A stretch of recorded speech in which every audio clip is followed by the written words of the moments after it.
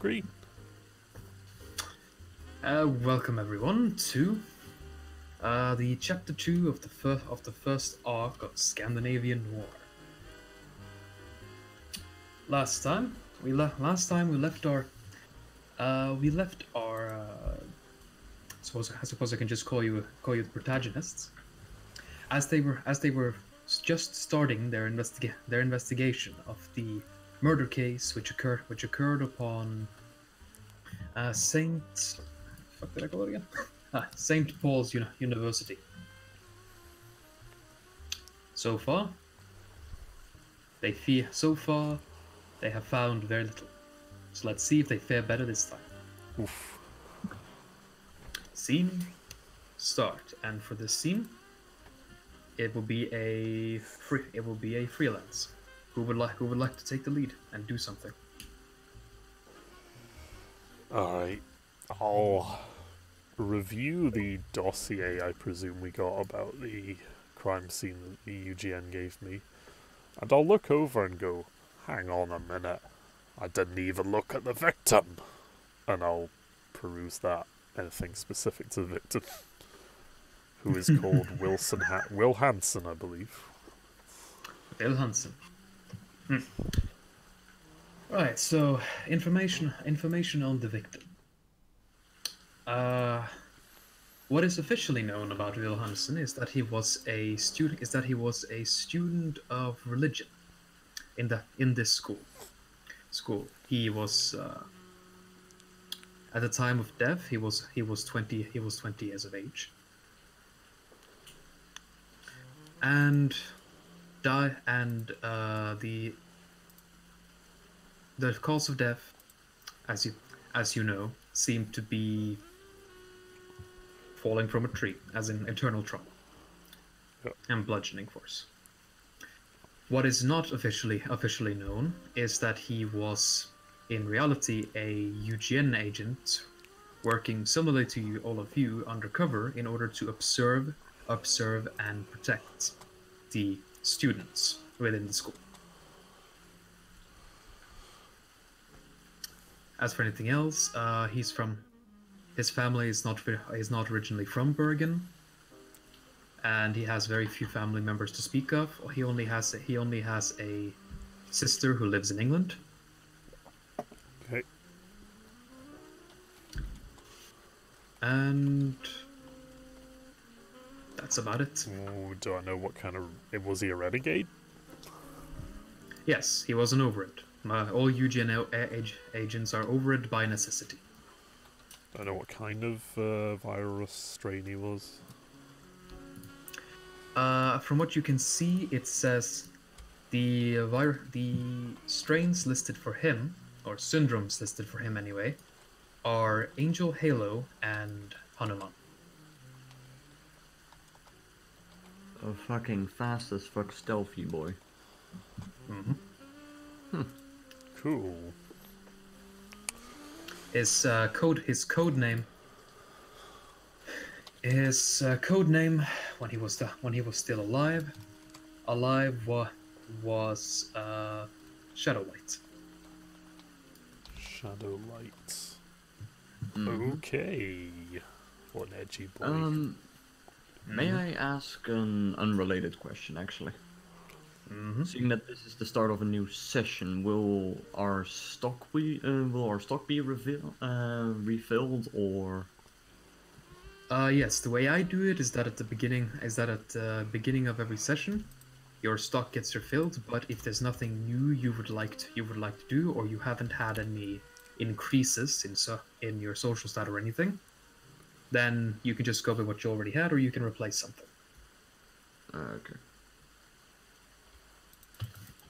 I will keep that one in mind.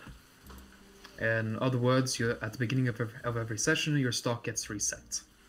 But yeah. Anyway, if there's no use for it at the moment, then it will get to the savings. Stu. Yep. As you're looking through the dossier, I assume in the just in the teachers' lounge, they would probably assume you're just doing work. Yeah, basically just to stay inconspicuous. would you kind of roll me a perception check?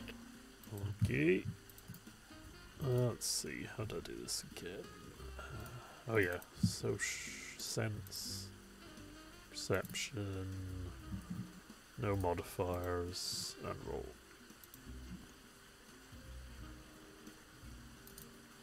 And roll. Oh, okay. Well, just wait a moment then. Have to reset it again. Oof.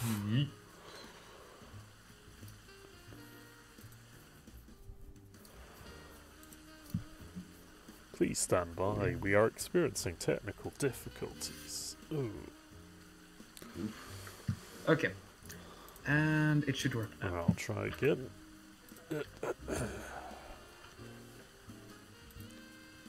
8, 7. Good enough. As you're looking through the dossier, you catch at the edge of your hearing some of the other teachers talking. It's just some of the female teachers gossiping, you know. Nice. But as you're listening in, you begin to hear them talk about a rumor that's been going around school grounds and this particular area of Bergen in general. Okay. Let's see. They talk about a figure that's called Dark Marcus. Dank Marcus. Oof. Darkus? And apparently, Darkus. and according to the rumor, or I suppose an urban legend would be better to describe it. Mm-hmm. So it's not quite a legend now because it's fairly recent. Anyway, the rumor describes a figure clad in all black with red glowing eyes,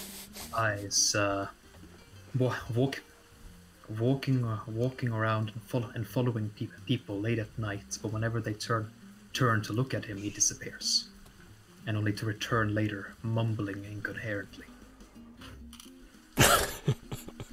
Is it the cat man of Coatbridge? It's just Knocker. Knocker came to Norway. Or no, Greenock. Sorry, Greenock. That's the one. Yes. Knocker swam to Norway after becoming an overage-driven man. Apparently, Scots can never learn from their historical mistakes. Makes sense. Anyway, that's spooky man. From what you can hear, the rumor is quite recent. Though they don't really mention exactly when it came to be. Oh, the cat man of Bergen. Oh dear. Aye, I internally monologue and go, that sounds like a certain other strange boy in Greenock. Oh. And I put that in my case notes. That man sighted in Norway.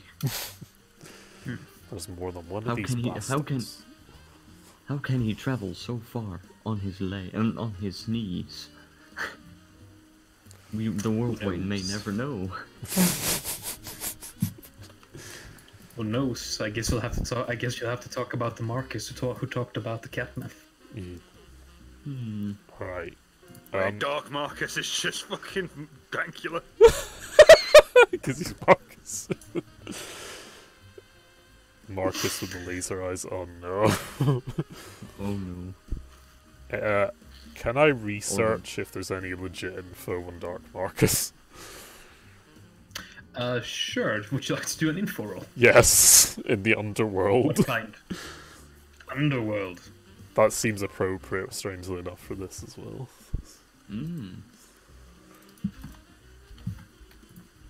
Okay, where's my underworld skill?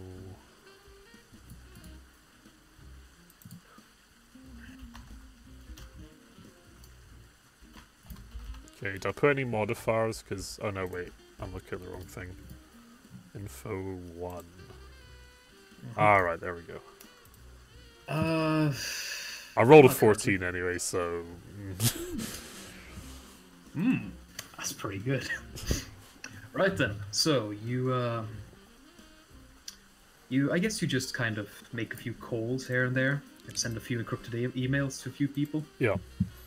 asking about if they've heard anything about a Dark Marcus or something similar in He Bergen. looks like that cunt that was in Greenock a while back.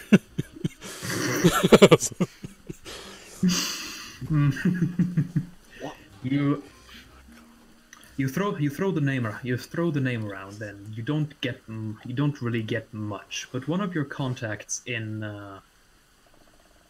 Bergen come back to you saying that I've heard rumor, but I haven't personally seen or heard anything about him aside from that. Though if anyone were to know anything about a guy like that, it'd probably be the Olofsson brothers. The Olsen brothers. They own a after a while the email comes to you.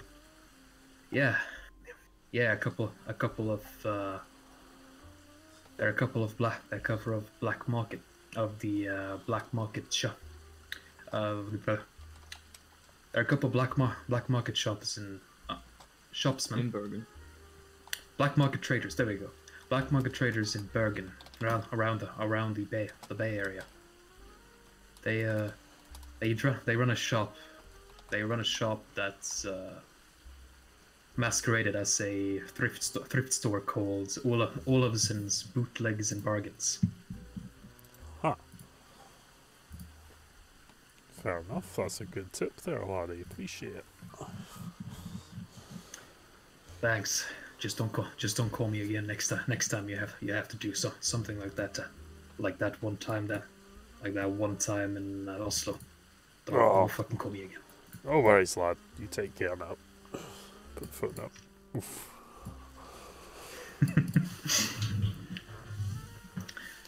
I have a feeling I will have to call that cunt again, though. At some point. Eternally. Unfortunately, you don't really find much about Dark Marcus, but there's one more detail you find. This one is basically just from looking around at random forums that respond to the keyword Dark Marcus. And basically you get the sense that exactly when the rumor came to be is pretty unclear, but it can't have been more than at most 2 months ago. Alright, so he's 2 months since how all the rumors started. Okay. Since start. Right. That's what you managed to find out. Okay.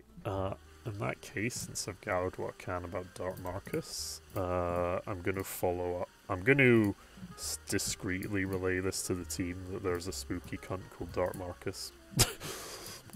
Relay what I've found out so far. And we should probably investigate that shop later on. And then, unless you want to move on to another scene, I was going to speak to the religious teacher about Will Hansen. Okay. I think... If Taggart's sharing this with the rest of us, aren't it? Okay.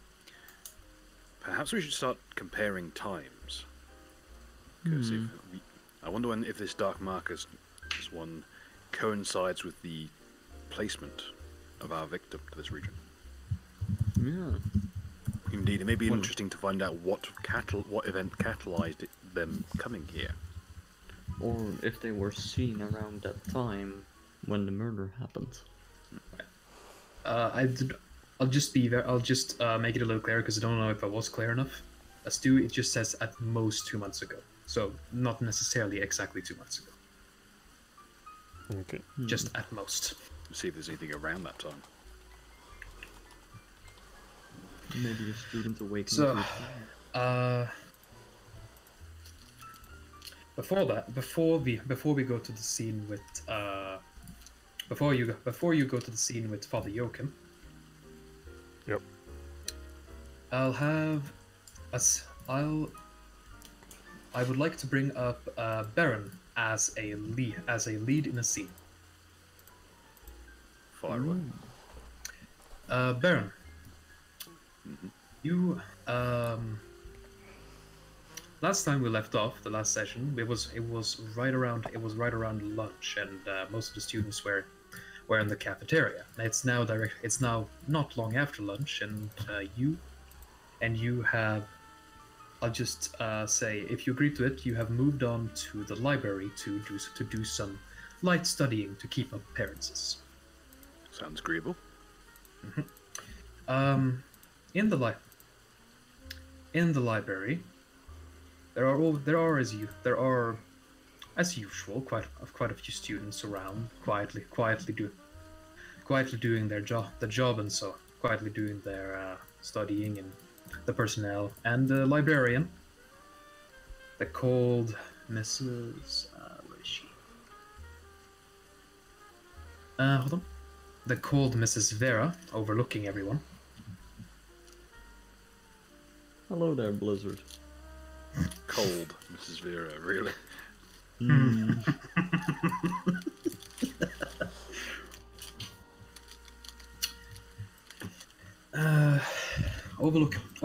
She's overlooking the library, making sure that no one is getting too rowdy.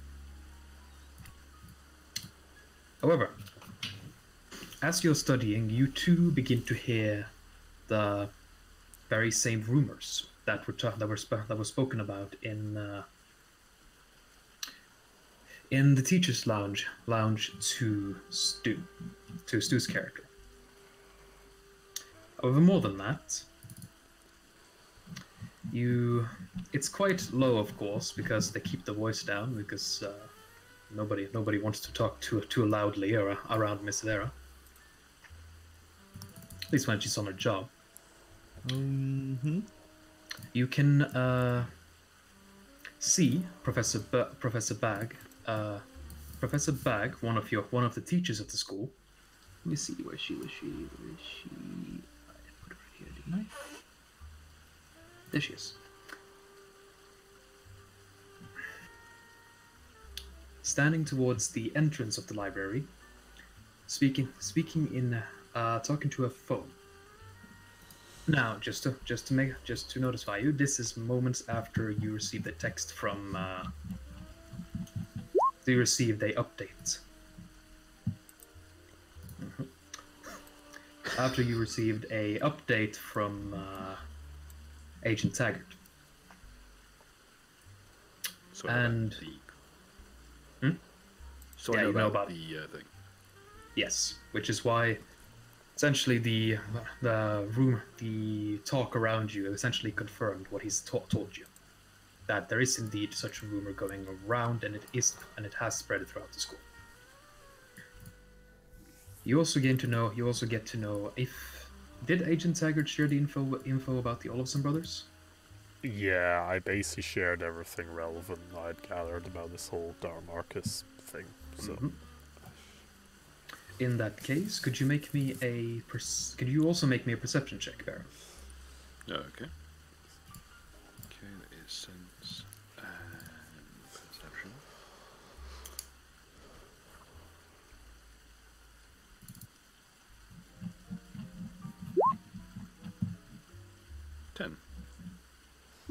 Good.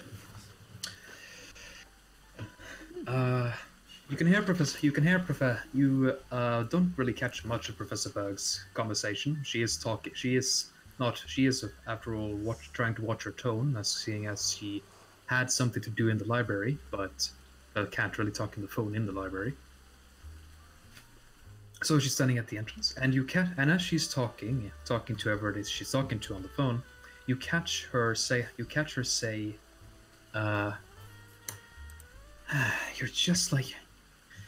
you are just like your father was, Sula Olofsson.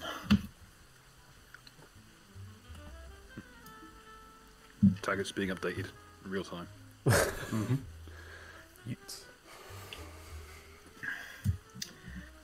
You can hear her.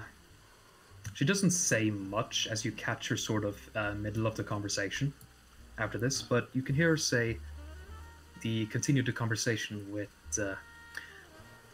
No matter what that might be about, I can't ask them to help you with that. No, it's not just about what you did last time. You have no proof about it. Yeah, I know. I'll see what I can do. You know I don't like being manipulated like this, and I know you are trying to manipulate me. You always do. Don't laugh. All right. Goodbye.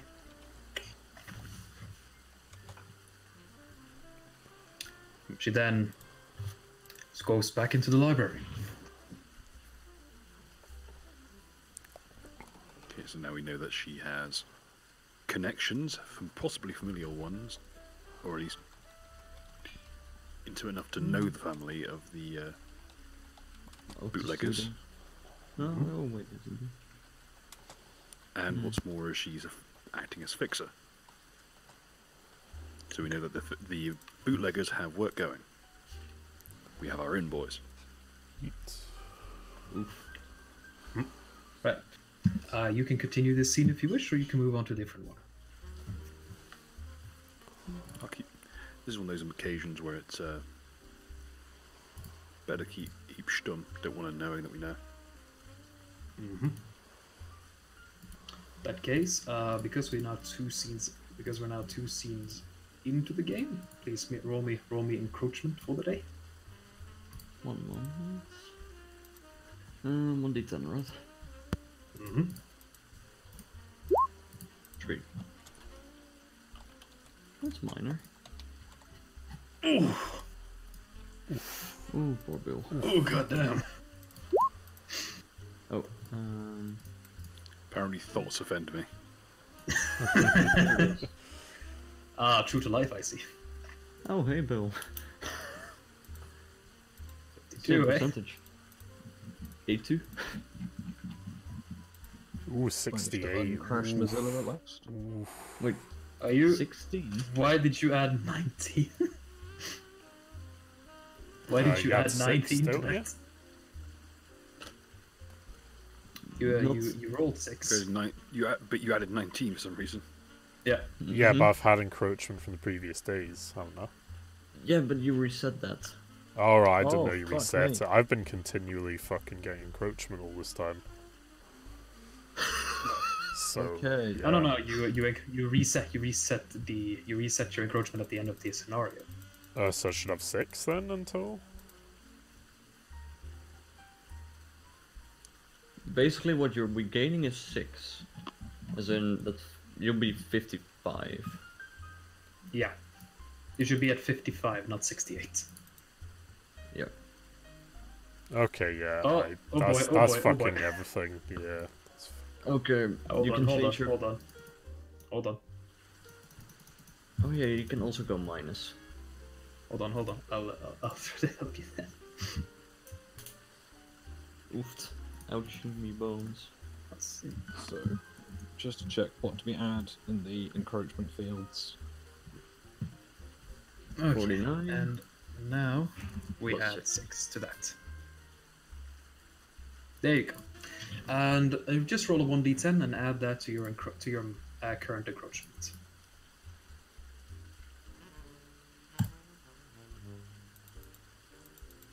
What? 1d10. You haven't rolled a 1d10 yet. I'm sorry that button isn't a D10. Let's try that again then. Huh. So once more, put a 1 in. Yep. There will be gold. We'll get it. Eventually. So, now then. Now, if I remember correctly, Agent Taggart wanted to go speak to Joachim. Yeet. Alright then.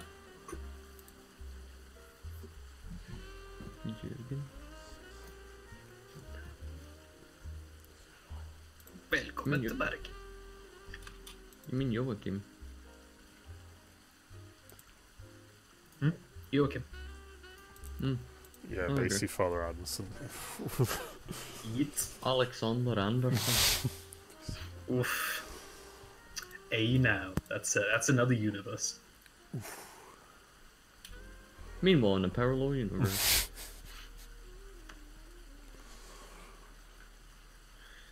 Hmm. Alright, so moving to chapel.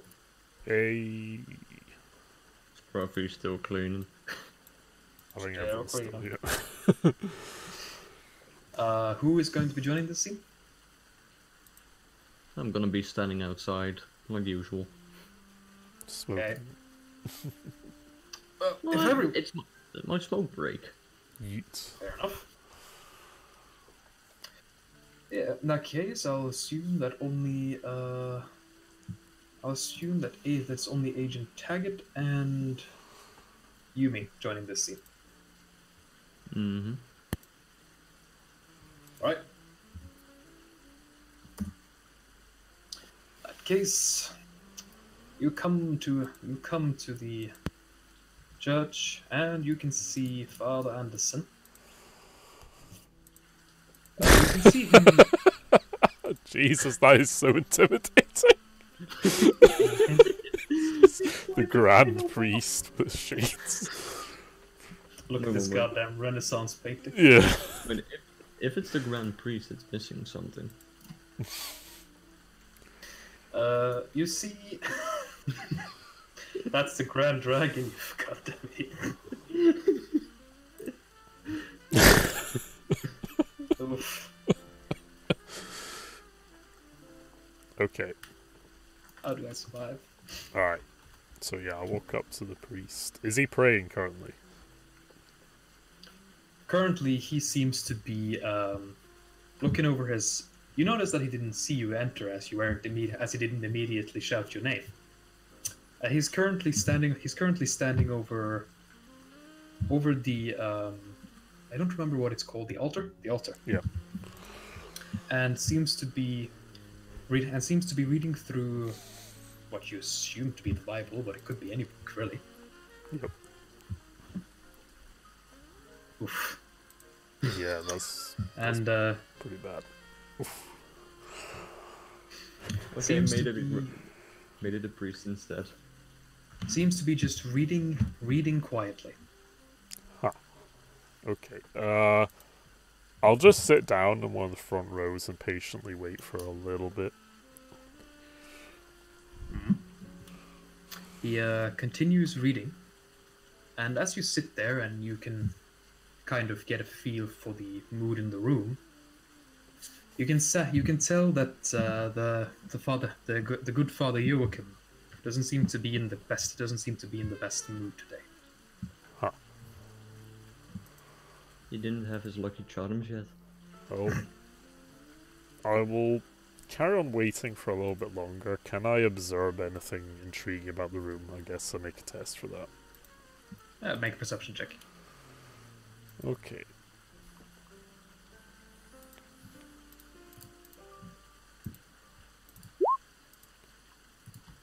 Oof. Damn. Well, aside from being able to notice that he is indeed reading the Bible from a distance, you can't notice much interesting about the room, except for when you look towards the floor, and you can kind of, since it is early winter at the moment, you can see the people's footsteps tend to leave an imprint. Like usually doesn't last that long,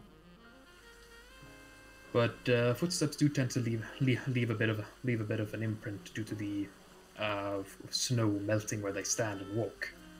Yeah, the water. Yeah. And you can tell from the floor and the imprints on the floor that there's been someone else here. There's not been a lot of people coming in today, but there were someone else here not long before you came. Ah, an intriguing find. So, just asking, except for Taggart and Father Joachim, no one else is in the room, or? Yep, the chapel is empty. So, I finish up my cigarette and walk into the chapel. So, just yawn and then just go sit on one of the benches. As you yawn, you can see Joachim finally looks up to look over the room and says, "Hey, hello. Hello, Father. How you doing? Hello there. Hey, I'm sorry I didn't hear you come in." And he closes the book. "How are you doing today, my children?" I am doing well, Father. Settling into the job all good. I hope you are too. I remember ye only started recently, so. Aye, it's been I can't say it's not been a bumpy ride here, but yeah, I'm settling in all right. I'm just too sad about the current state of this country. Very, very few of the faithful left here. Yeah, I understand the other sect of the Christian faith is the, well, more prominent one at the moment, shall we say. Aye, the Protestants. Well, that's not really the problem. It's the fact that they barely have a faith here at all. In the city or just at this institution? In the country, my Whole child. country, jeez, oh. Yes, this country is rather atheistic in nature. Aye, they don't even have a state religion anymore. Oh, right, okay. Oh yeah, wait, didn't they remove that a while back?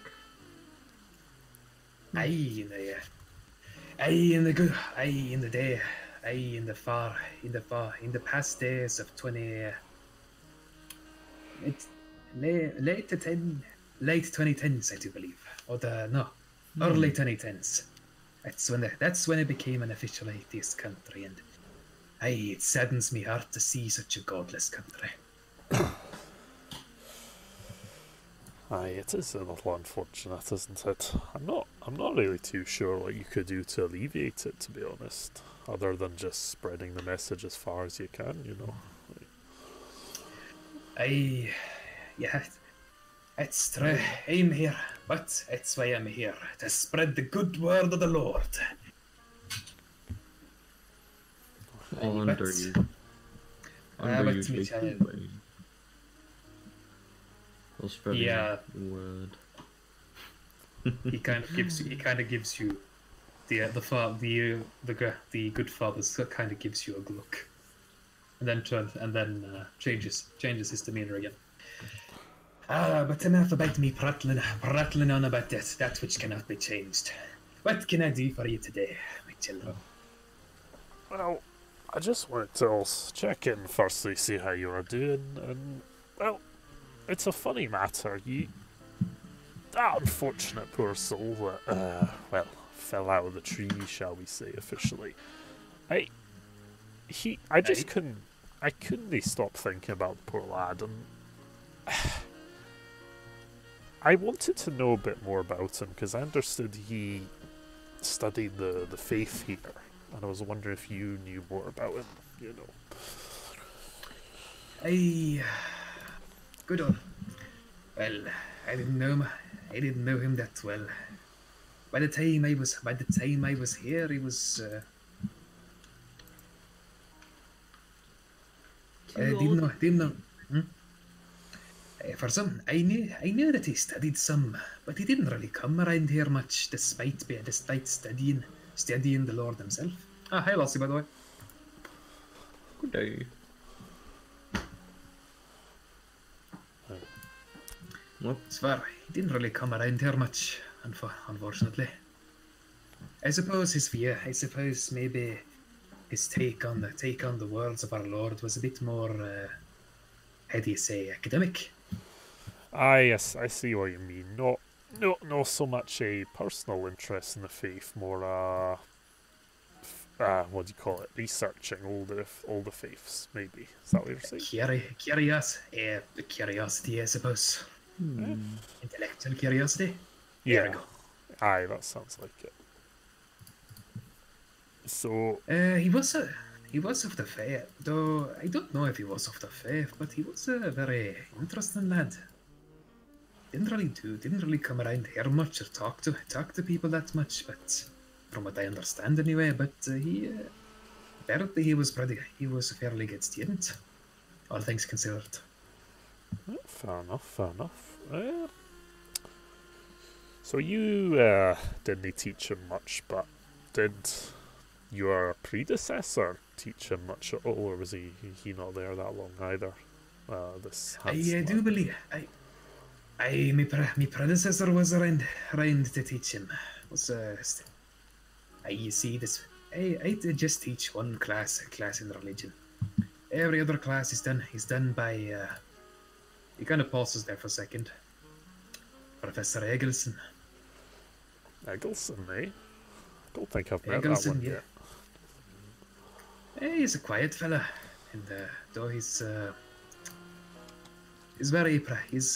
teaches a lot of different classes, you see, and he's a very protective man when it comes to his students. I tell ya. Oh, really? Huh. Admirable trait, I suppose, though maybe a little concerning if you go too much that way. But yeah. Yes. Well, maybe he's never had a scandal as far as I know. But maybe he's very. All I know is that he's very protective of that Alexander fella. Huh. Does he teach all the faiths, or does he specialize? He teaches religion, history. He teaches some of the advanced mathematics as well. Huh. And I do believe he has favorite field. As far as me conversations with the man have gotten anything out of him, it's his biology seems to be his favorite field. Though I can't really say I stand his proof it. If I'm to be honest. Aye. Interesting, aye. I'm just overhearing this conversation, but I'm kind of wondering what happened to your predecessor here. He died. Old age. Old fella? Damn. Very old. My teacher, he just came over here when I heard he died. Poor man. Aye, that is quite sad. It was natural. Yeah, May he rest eternally. aye, indeed. Aye. In passe. So, was he much in the same position as you, or did he, like, teach other stuff? My predecessor, I do believe, just teaches religion here. Alright. Oh, yeah, I haven't really seen you around here much, but you're just starting to ask lots of questions, aren't you? I'm a curious sort. Comes from my time back in Glasgow, so used to be a bit can you imagine? Yeah, you always have to keep your eye on the street, word on the street and all that. And, I used to do a little bit of investigation work, so it's what do you call it? Professional habit, shall we say. Didn't you say in class that you were investigating some local myths back where you were teaching back in the day? I did last. I was Myths. Hey, myths are fascinating. It's a fascinating subject to me. Some Catman of who? Aye, the Catman of Greenwich. Hey, the Catman of Greenwich. Aye. I see you heard of him too. Aye, I did hear of him. He was a fascinating little creature. Don't they have their local variants in this region too? I've been hearing stories about it, but can't confirm it myself yet. Might be interesting to see a local myth. A local variety? Yeah. Hey, could you be talking about the Marcus fellow? Marcus something, yeah? I think I yeah. know Marcus. Can't say I've heard too much about him. I heard sometimes the students come in there, and after they done their prayers, I can hear them chatting about their local rumours. And I've heard a name in passing once or twice. Some sort of weird dark-skinned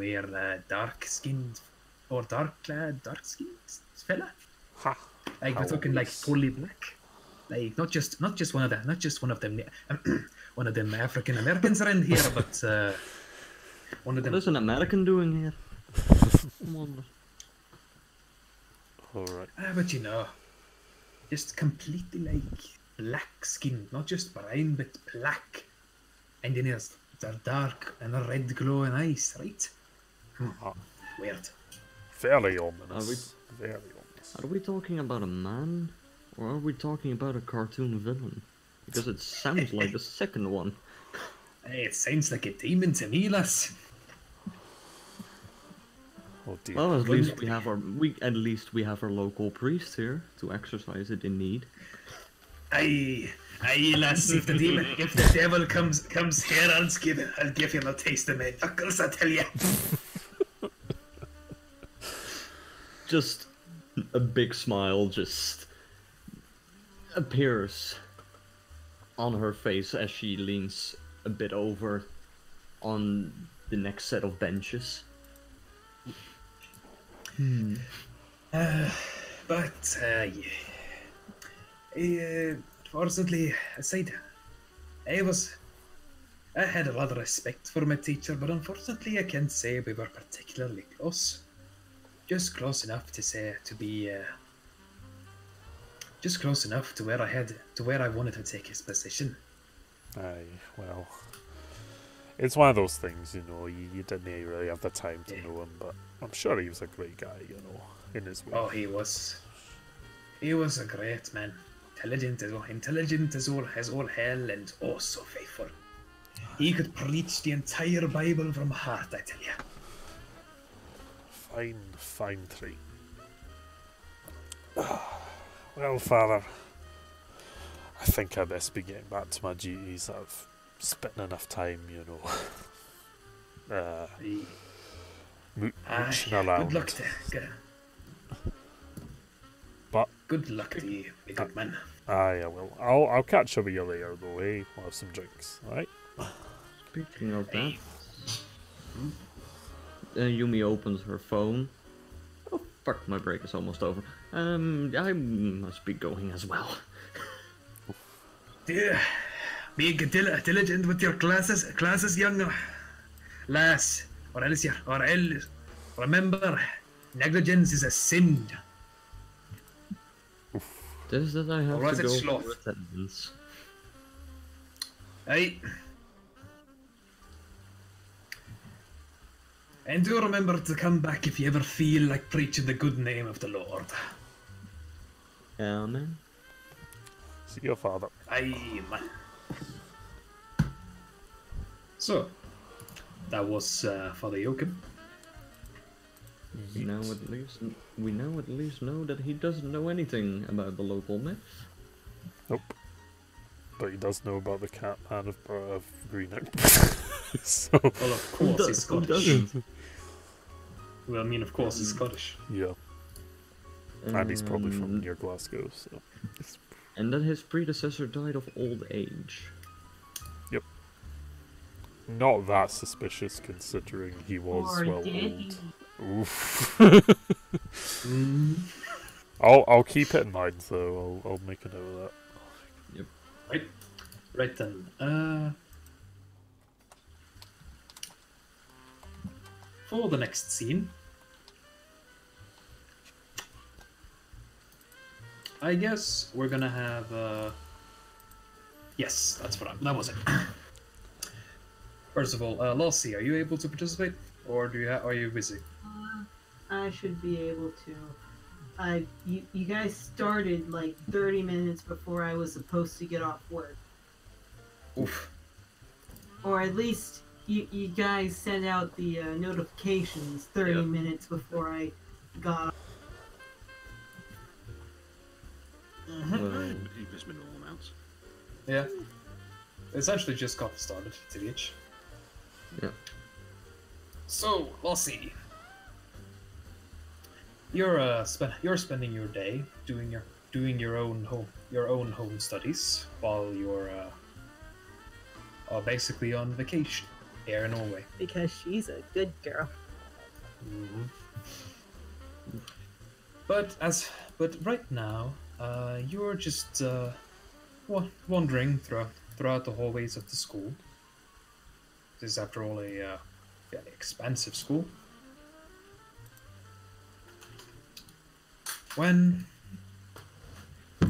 As you're walking, you two have heard the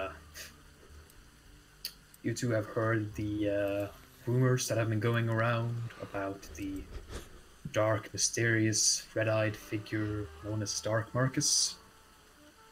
Darkus. Yes.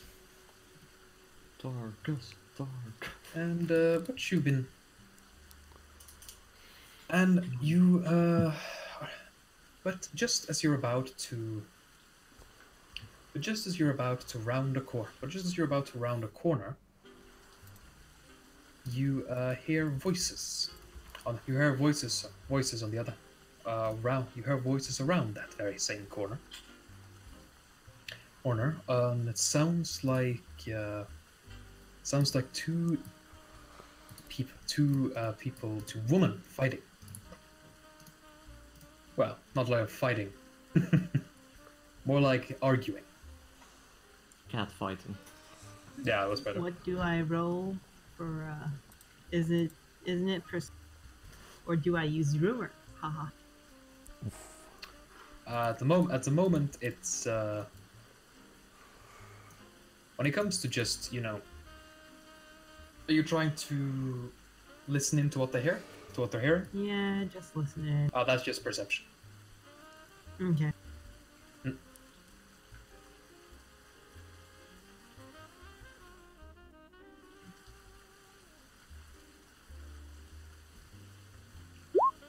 Just the average die button, right?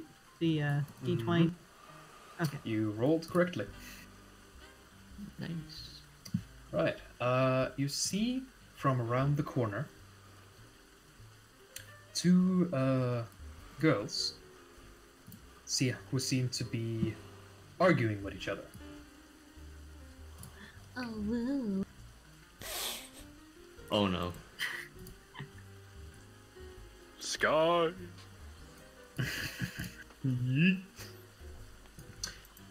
These two students are. These two students seem to be shouting at each other, and you can hear the one girl who you would know as Freydis. Luther says, "Well, it's not." No relation to Lex Luthor. Mm-hmm. If she has any complaints, she can nail it to the chat. Oof. That chick wearing a top. She says, unironically wearing his top coat. Oh no. No. Well, it's not my fault. Well, it's not my fault, you know. It's not my fault, you know. You lost track of him. You should have kept better. You should have taken better care of him. I mean, he was always just hanging around school after all. That's what Freydis says. And Anna-Marie responds with, "But you were the one who promised me you were going to take care of him for one day. And now he's gone. Who else am I supposed to blame but you?" "I don't know, yourself for choosing the wrong person." This girl lazy. And that argument just kind of continues like that. You gather that who they're talking. You gather after a little bit that who they're talking about seems to be a dog called Ayr. I pull out a like half a pancake and offer like a quarter to each of. You walk up and offer each of them a quarter of a pancake. Yes. Okay. Also, isn't that white dog near Johan? How was he called? Johan's dog? Yes. He never said a name. Ask if the dog is white. As you walk up, do you say anything as you walk up and offer the pancake?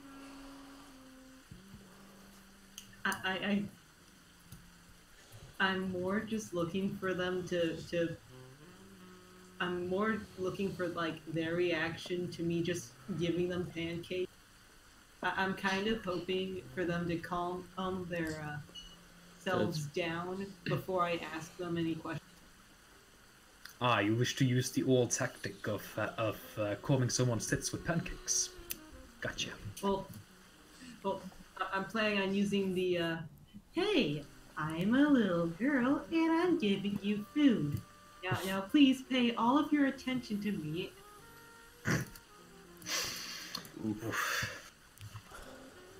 Well, as you walk up and just hand each of them a quarter of a pancake with a big smile on your face. She goes, Freudis says, pancake, hey there, and takes the pancake happily from you. Anne-Marie goes, huh? And Anne-Marie just seems confused. Huh? I'm gonna be like, so you guys lost a puppet? Well, Freudis takes a bite of the pancake you handed her and says, well, she lost a puppy. What I'm hearing is both you lost the puppy.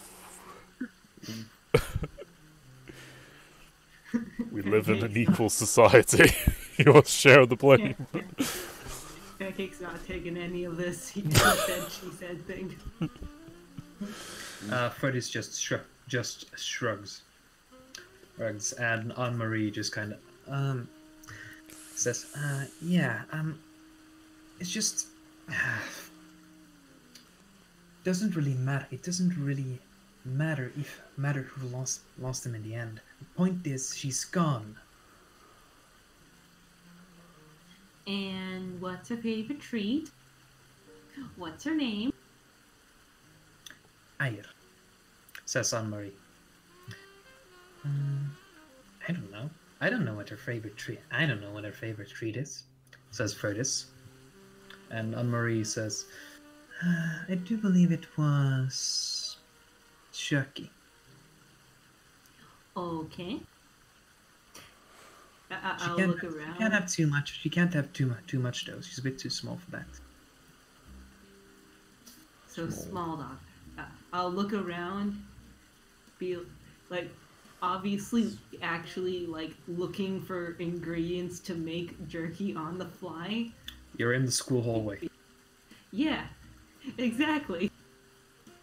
No, there's no ingredients to make jerky. In some circles, one could say that the ingredients are walking about in this corridor. That is Depends true. how scrupulous one's wish to be. It also That's depends it depends which department has a desiccator. That is true. The chemistry or biology department should both have one. I don't know if Pancake wants to show that part of herself right now, though. No, but it's obvious that her looking around is more looking for ingredients than looking around for. And she's like, so that dog's name and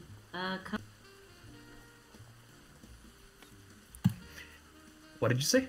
You kind of cut out. what's the color?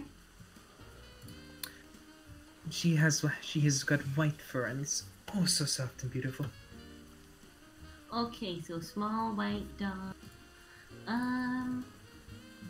Where you guys gonna be in the afternoon?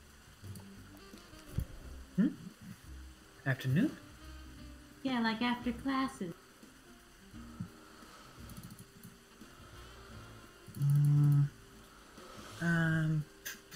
I was thinking of just going outside looking for her.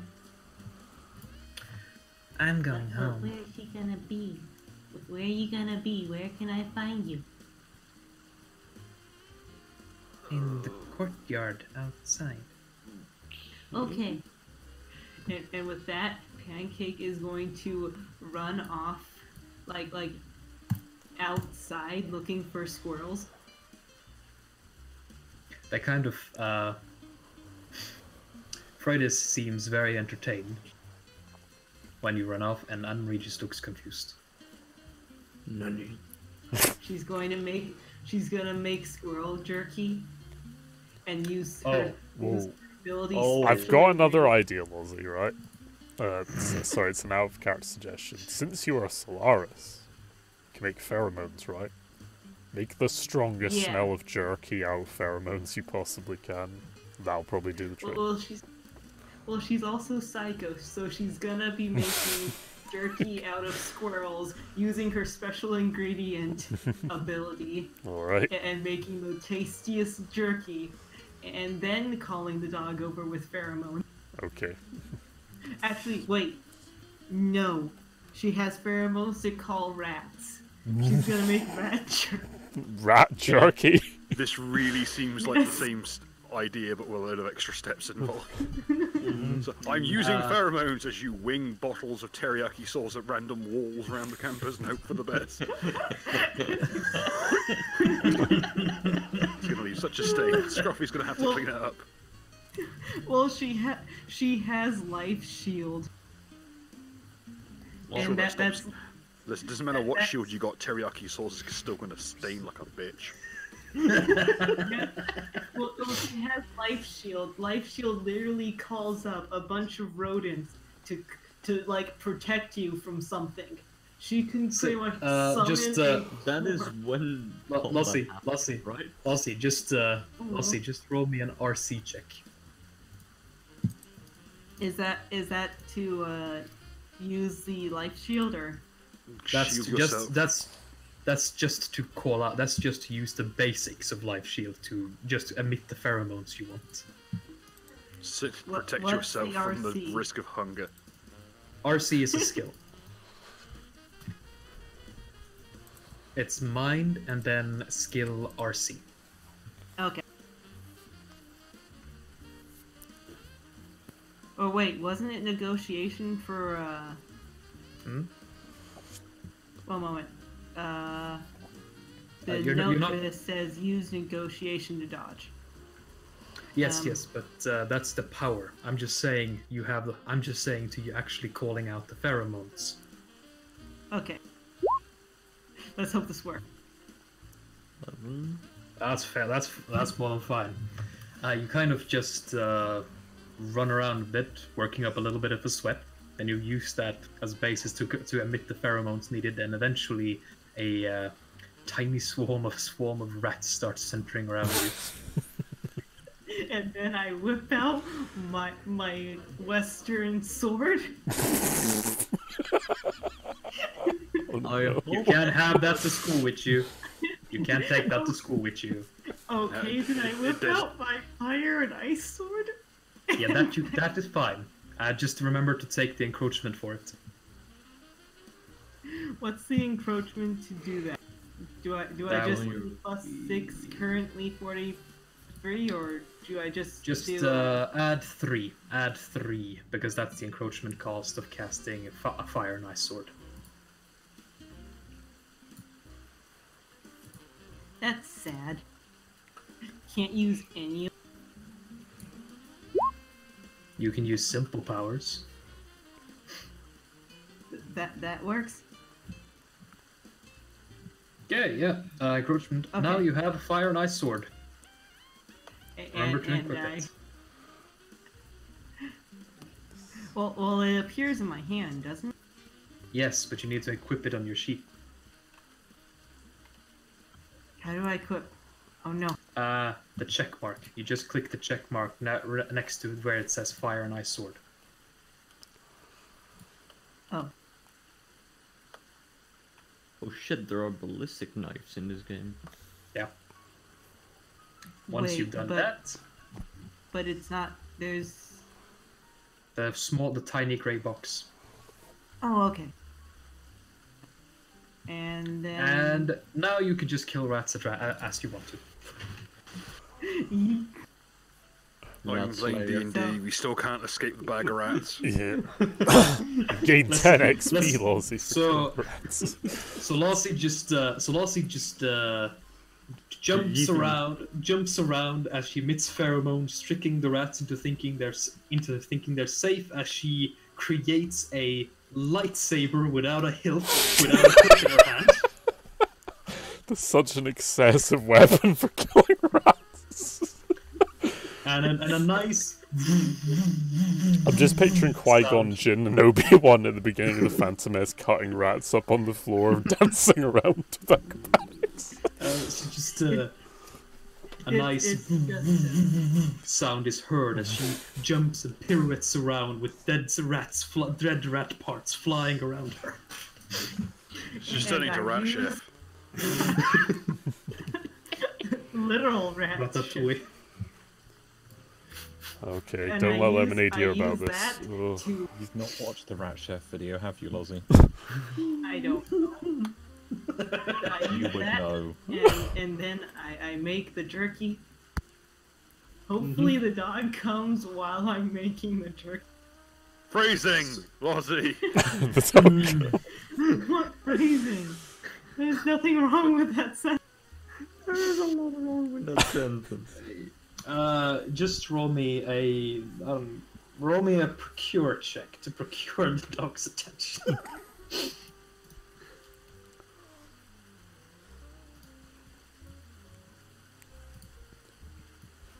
Procure. That's a social. Mm-hmm. Ooh, Oh Jesus! best roll Oh of the night. While I do that, the dog just comes over and starts eating. I don't know. As you're making jerky, the snow from dead rats. Yeah. Yeah, Like- Yumi. You get the sense that Pancake doesn't really understand the concept of undercover.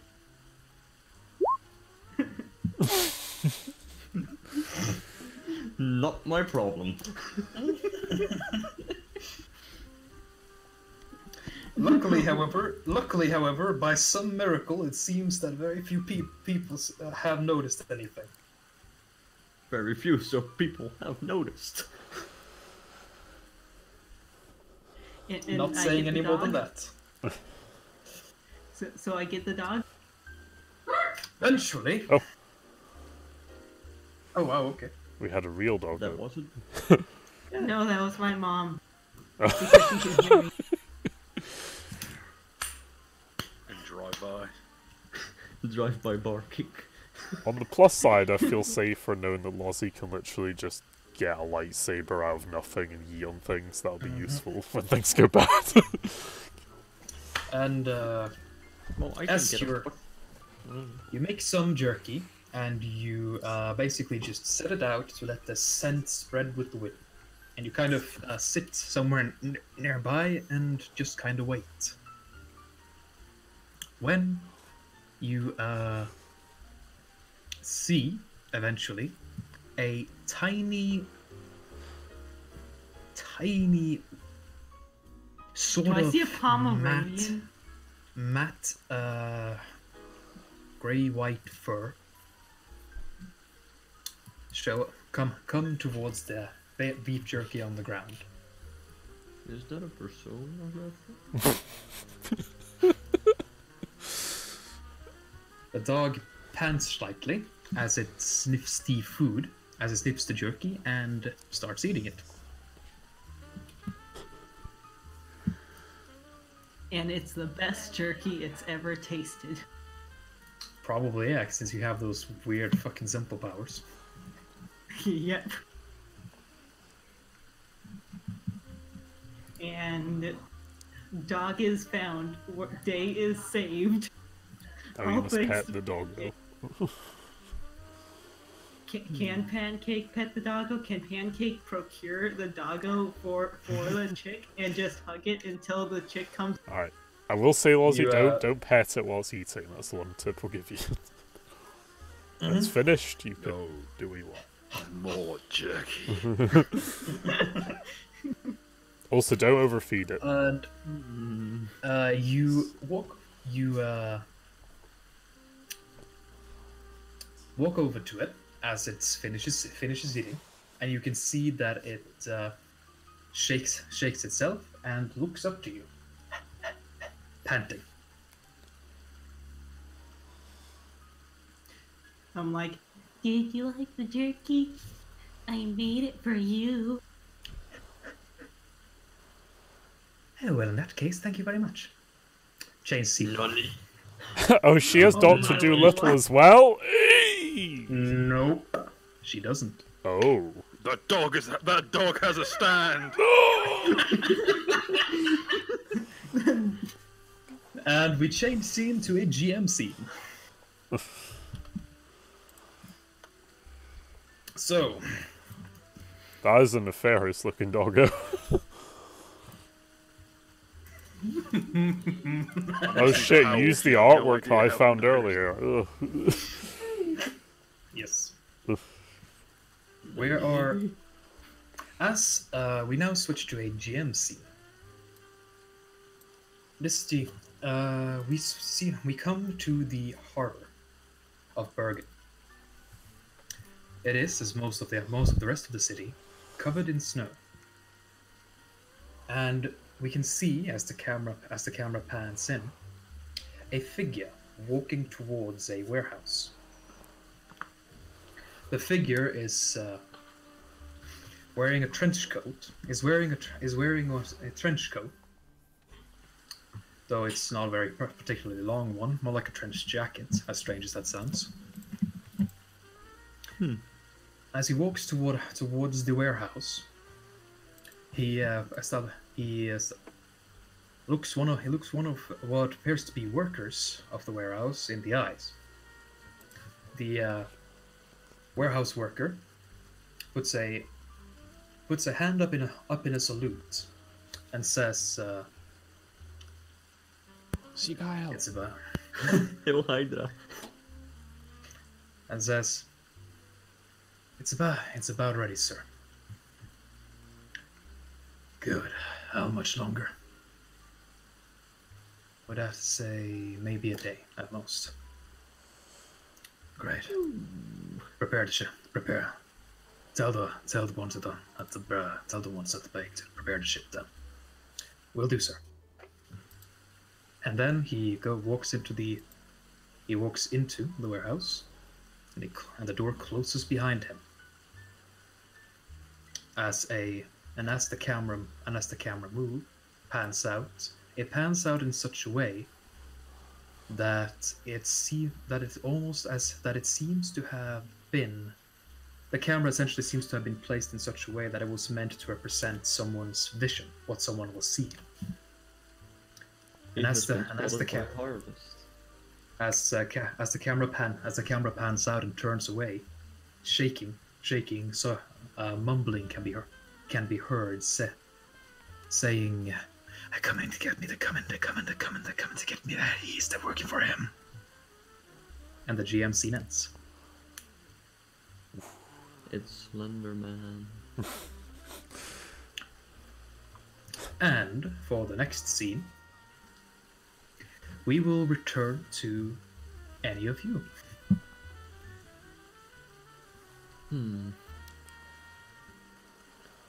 Well, yeah, sure. Why not?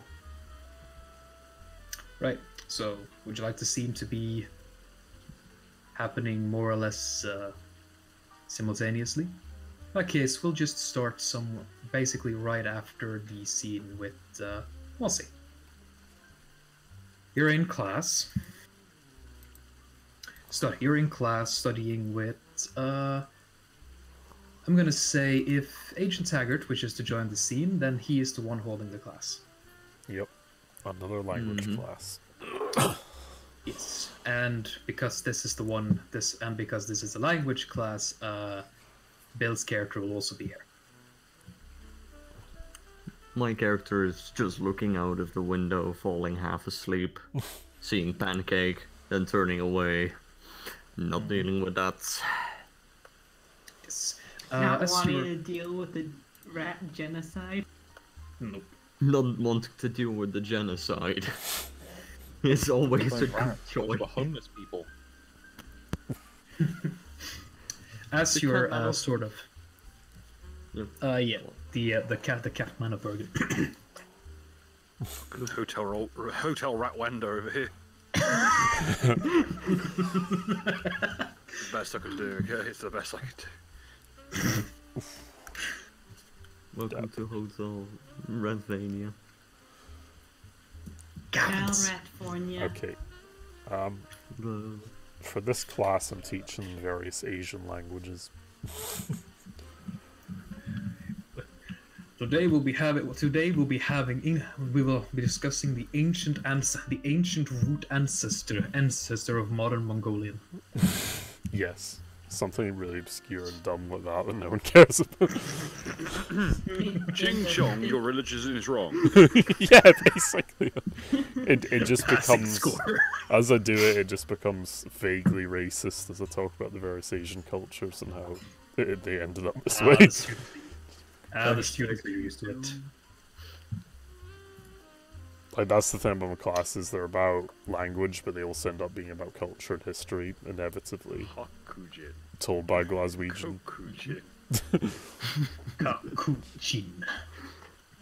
It's a language class, but it eventually deforms into Scotland. what Glaswegian thinks of this certain. This ethnic culture.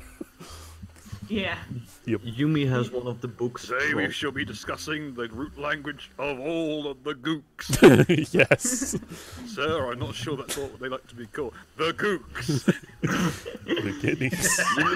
Well, it start off okay, but then it just like goes into now this is wrong. This is what's wrong with the Asians. And it's just like, please stop.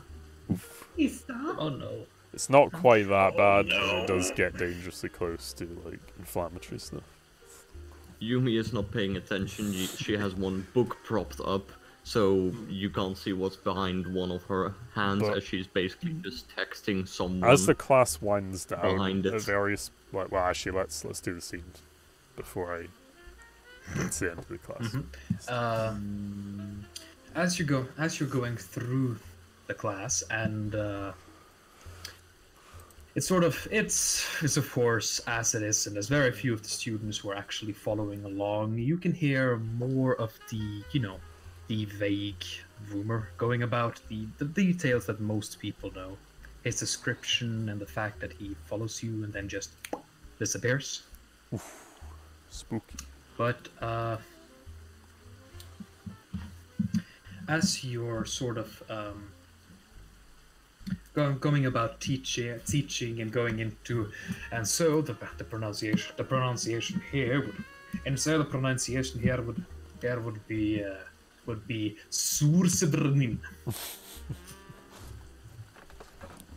Gesundheit. Oof. Yeah, there's one student in class who usually does raise his hand in these classes and actually tries to follow along. Thus as expected, raise his hand. You know him as Alexander Luther. Okay, Alex. He is the student council. He is the student council president, or at least the equivalent here in Norway. Oh, yeah. We mentioned him last session, I believe, and Yes, I have his name somewhere on a piece of paper. Yep. apparently he's pretty good at his job. So Yes. Goes. He raises his hand. He raises his hand and says, "Sir, yes, lad. What is it? are you sure? Are you sure that's the correct pronunciation? Pronunciation for that? Shouldn't it be more? Shouldn't it be more? Shouldn't there be a more? Shouldn't you put more weight on the third part of the character, the Eitre?" Well, you see, laddie, in various circles and regions along this, whatever the Goot country is we're talking about. I like to imagine that's actually what he says. I know what this Goot country is. Yeah. Those guys in can't- particular put more emphasis on the third character, but overall, as an official language as documented by the texts, it just has less of an overall impact. And this will vary between person to person, so, you know, the widely accepted correct pronunciation is this, but the third is also applicable, as many I just Yeah, what was I just imagine your character being like, "Don't make fun of my accent." Now that's like the weird trait about him is that he has a Scottish accent in every single language he speaks. So I do pronounce some of the things weirdly. Like, So when the student's correcting your pronunciation, you're just like, "Don't make fun of my accent."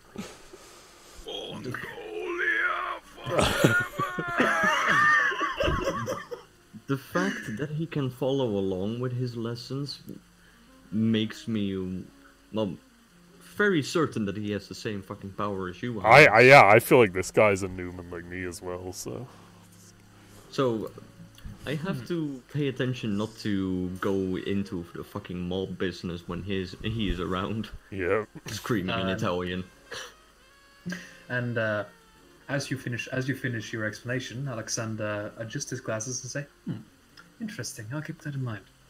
Yeah, no worries, no At worries. which point, Yumi would start to notice that Pancake down below is you've been kind of turning your eyes towards her and basically keeping a bit of attention to see if anyone else is noticing, you know, just so that you don't go, your cover doesn't get blown as well. Yep. And you've kind of been turning your eyes, and for a bit now, you see that Pancake seems to be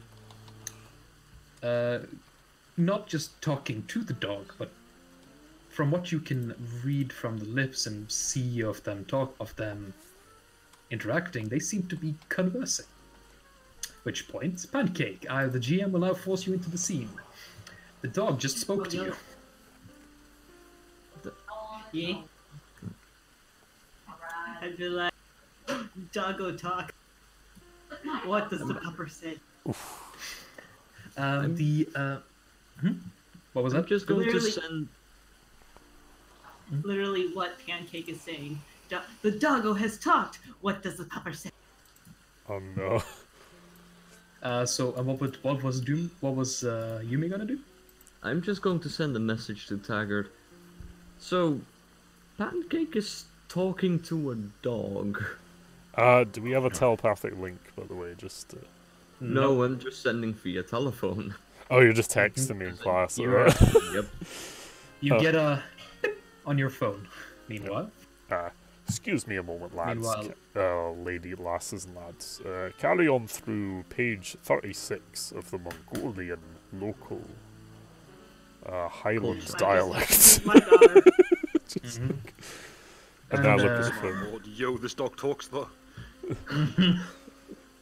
and it's like, well, anyway, the ISS, the dog who just spoke and heard you respond says in response to you, well, sweetie, that is a rather condescending way to speak to me, but you're quite cute, so I like it. Forgive it.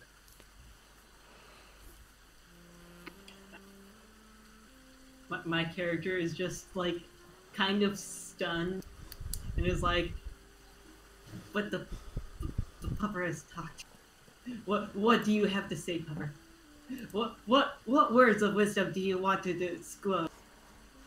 Well, if it went for the fact that you have the very pungent odor of the renegade virus on you, I wouldn't be saying anything at all. She'll look slightly downtrodden, but like get back into like a happy mood because pupper. And she'll be like, "Did you know that there are some girls that are looking for you and very worried about you?" Oh yes, I know about Andre. I'll be talking to her in just a moment. I was just doing some of my own business. Okay, well, Wait, don't talking? let her get too worried. If she gets too worried, she might like lose her sense of. And at that moment, Pancake, you receive a message. What the fuck are you doing with that dog? She'll like whip out her phone and reply, "I have found Amory's dog." Actually, no. She'll actually put a M in front of Amory. Okay, Marie. I'm basically gonna join Yumi at the window and see what's happening, and I'll just You kind can of see. yeah. Go on. Yeah, you can see the dog and Pancake seeming to be the interactions they have to each other are, especially to someone like you who can read lips and so on, especially to someone with a Neumann, you can very easily see that, yeah, they are in the middle of a conversation, not just a person talking to a dog, but the dog and the person talking to each other. Do I know that Pancake can converse with animals like me or not? She does not. She is not a Neumann from her official file. Oh yeah, she's not, is she? I keep forgetting that. Dog is the Neumann. Hold on. It can communicate with other animals. I guess. Right. Or it's which. Basically, I'm gonna say to Yumi, "Follow me," and then I'm just gonna go to the class and go, "All right, lads and lassies, sorry to cut this short. I have some business to attend to. Would you please consult, though, before you go? I'm going to end up a little bit earlier tonight, but look at this page in the book and study it well." And I just give off some bullshit like that. You know, give them some homework to do. I'm like, "Well done." And then class dismissed and all that. You should have said it. What is it? Oh well. I'm gonna go beat my daughter. Yeah, I'm gonna say that in character. Yeah, just, You just told her she can get away with it. just, sorry, class. I've got to go discipline a woman. Let's face it, shortcut. Just fucking unironically saying that. And I've been told the kitchen's had an escape. Just,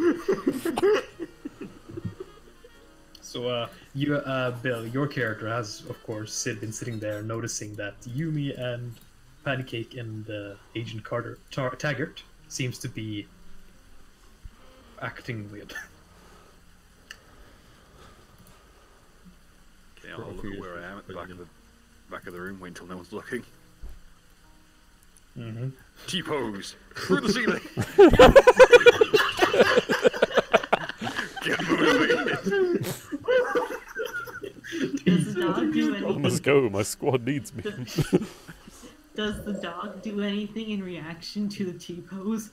Target spotted. Well, I think he is currently T-posing through the building in order to get to the dock. I'm just picturing Just a like Gmod thing with the that bodies moving. line. Oh, the fucking sound of someone just facing through a building. I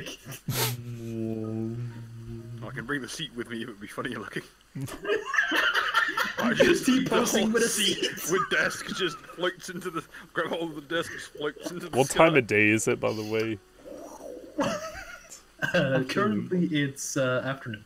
Okay, that's not so bad, but still. nearing towards the end of the school. At least the lightning is dimming somewhat. This is still bad.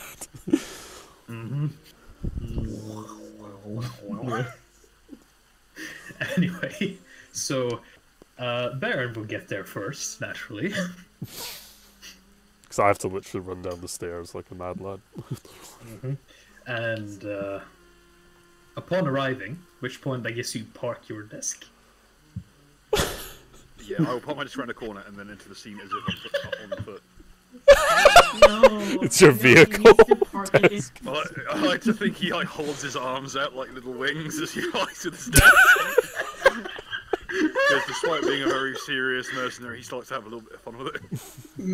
No, I mean, just fucking park hell, it in, like, fucking the hell. middle of the ground. He was a mercenary. He's probably seen hell, and then he gets superpowers. I mean, come on now. Just start shit posting as hard as possible. He is a 4chan user as well. Ooh. Man floating through the sky in a suit and tie in a floating desk as the Rhodesians never die, blaring around, seemingly from nowhere. Just the most powerful Stormfront. Yes. Oh man. Guard yourself in the armor of God. Okay, let us continue. Okay.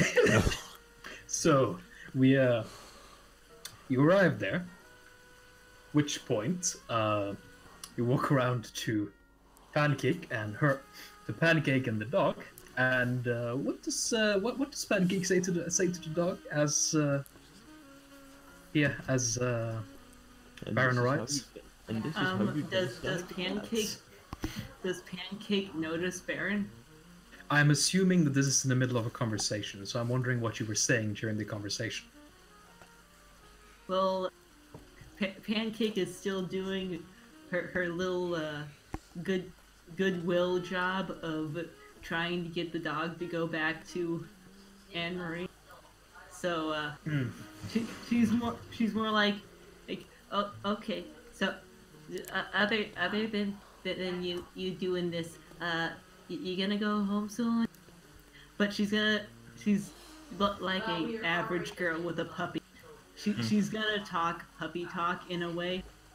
So if Baron walks over, like while she's talking to the dog, it's gonna sound like she's just talking puppy talk to the dog. But yes, so Baron can hear you talk to her puppy talk, but he can also hear the dog answer. Yes. Well, yes, I have already planned to go back to Anne-Marie. I was simply doing some business. The look on Baron's face is beyond description. Just eyes bugging out. I'm guessing which point- Baron's gonna be like, what, Baron? At which point, the dog looks to Baron. At which point, the dog sniffs the air twice and looks to Baron. Yeah, good day, sir. I see that you too have the odor of the renegade. Eyes narrow slightly. So your face looks normal now because you just said that your eyes were bull. No, they're doing both at the same time. So basically this.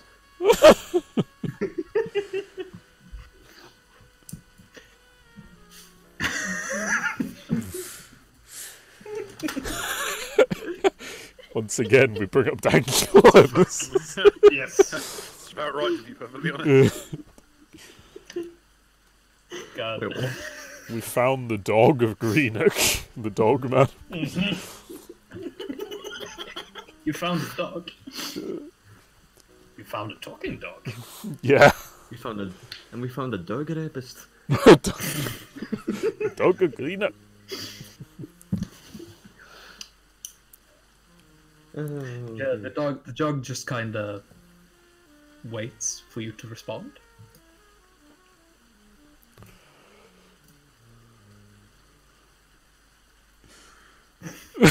Slowly back away, back out of the room, close the door.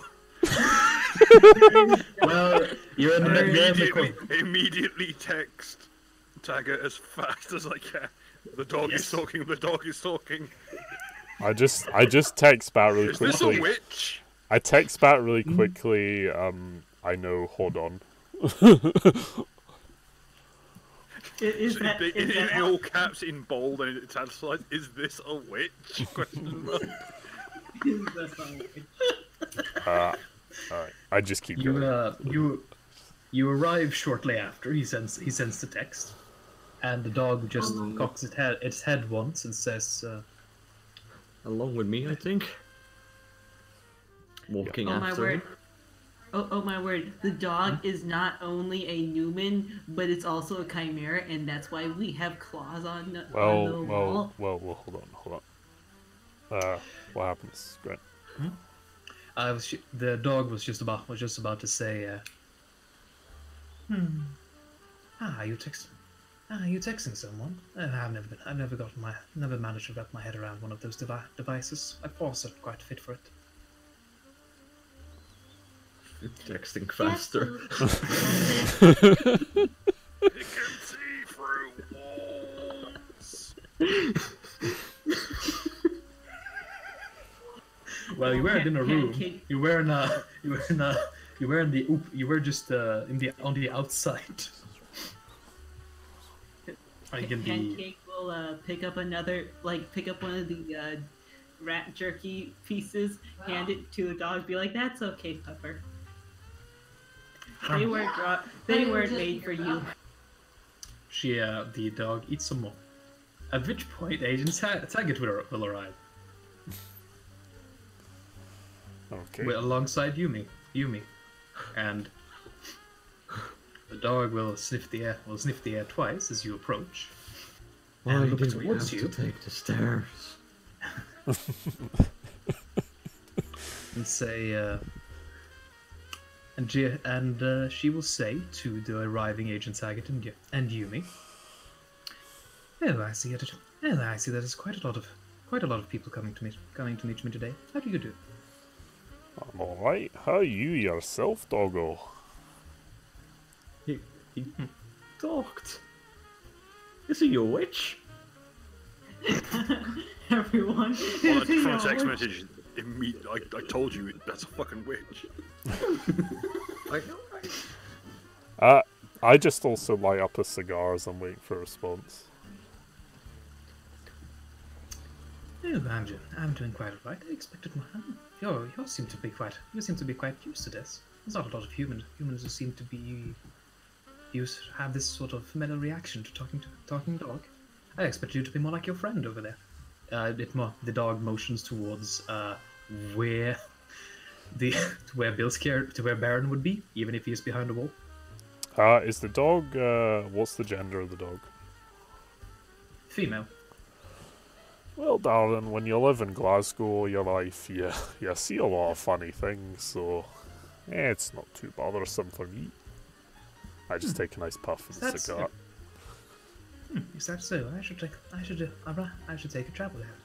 I should travel there at some point, I suppose. It's quite difficult to travel. Watch out for the junkies. They like to eat furry things when they take a funny mood, you know. Some of them are starving, so watch yourself. That's alright.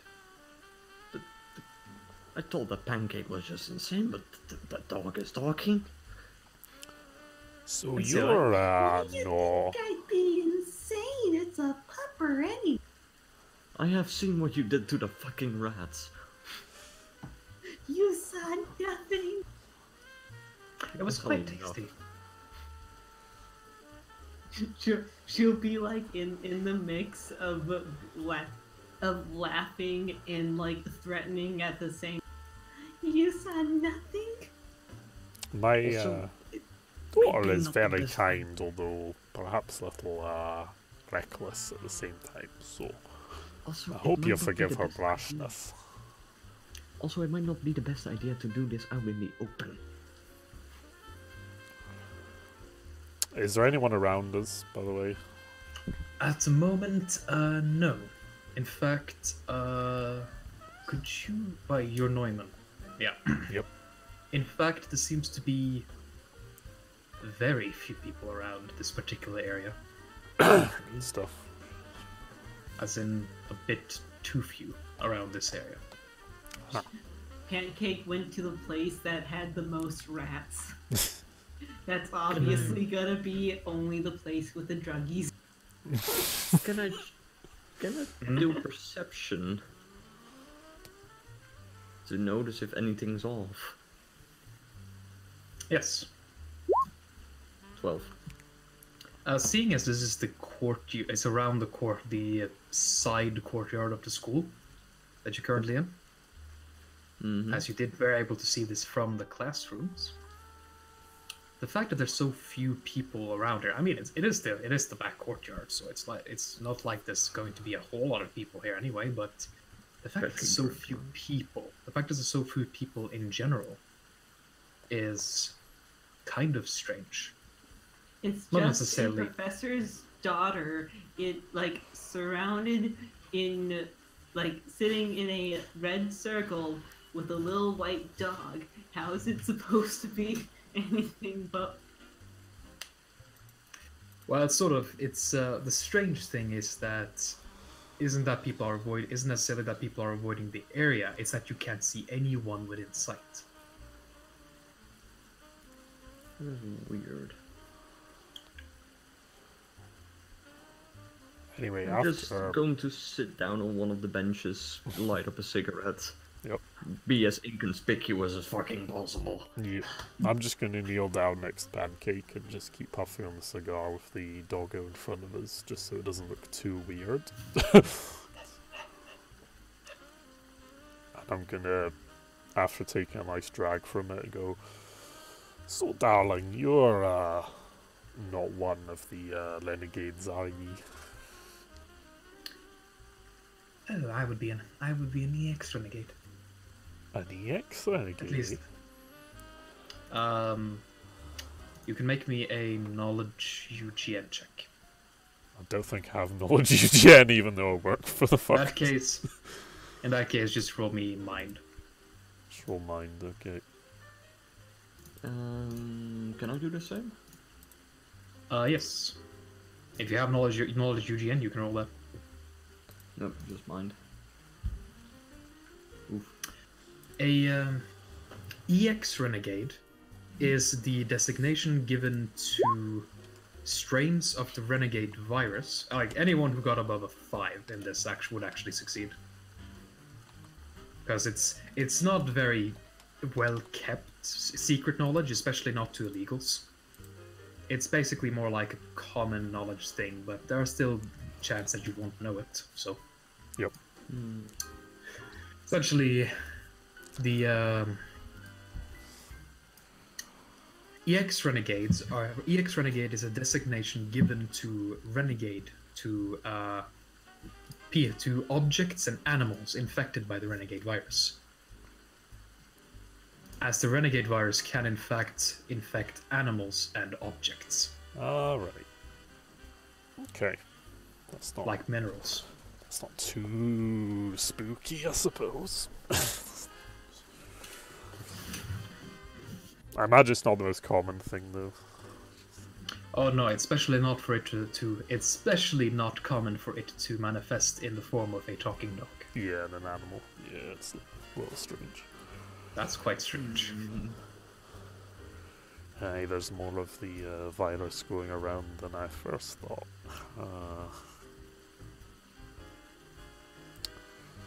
So you've been here long then, darling, watching over these school.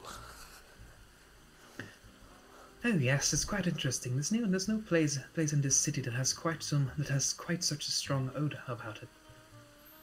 Yeah, that is That's true. because it's full of edgy people. A chocolate carrot. I do not know. Right there. I do And not know 4chan users. Storm-chan. Oh boy, that would be a crossover for the age. Aye, well, it is a university after all. So. Full Yes, of as I edgelords. understand it. as I understand it, youths of your species tend to be quite emotional. Aye, they can be. They can be.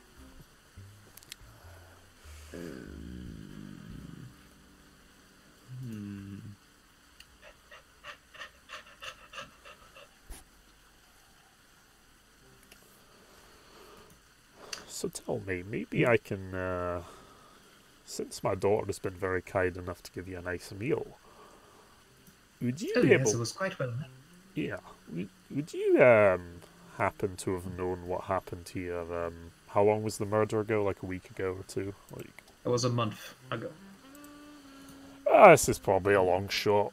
I don't know how well your memory is, but it might be better with the, shall we say, the EX virus. But do you remember what happened to you a month ago at all very well? A month ago? Aye. Last time the moon was new.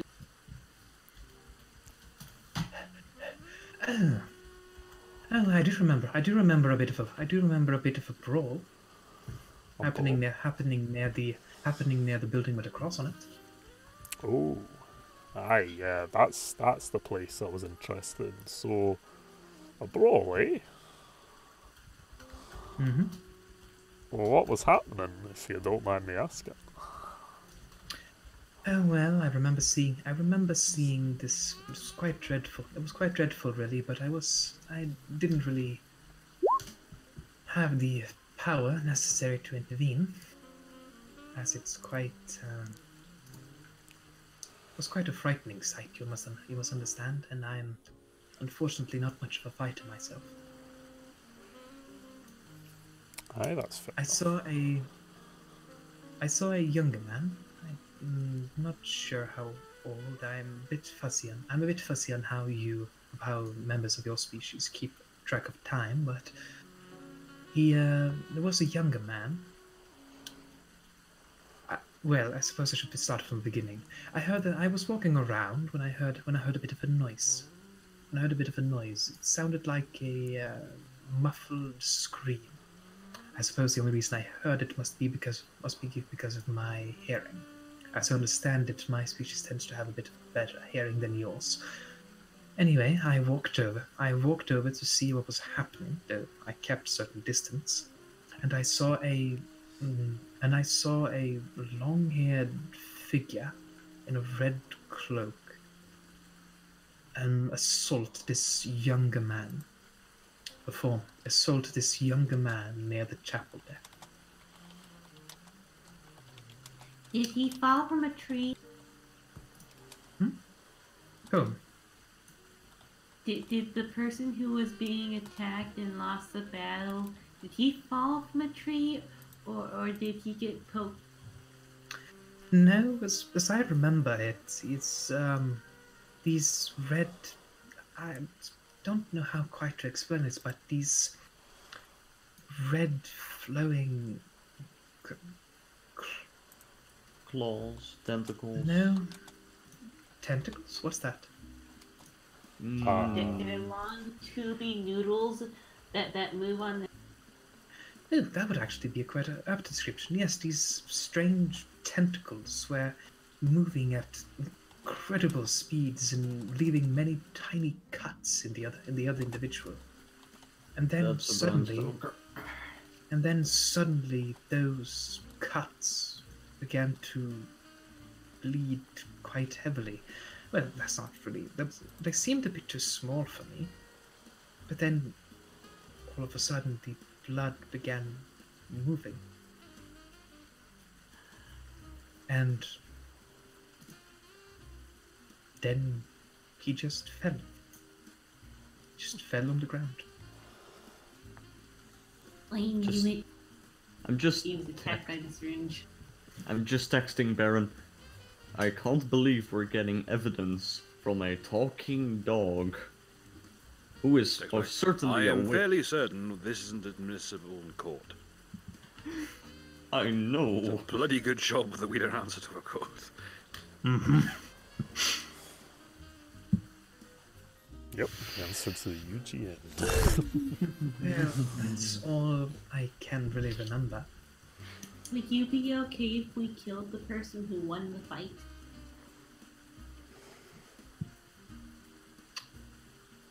Do you wish to eat it? I mean, we could. No.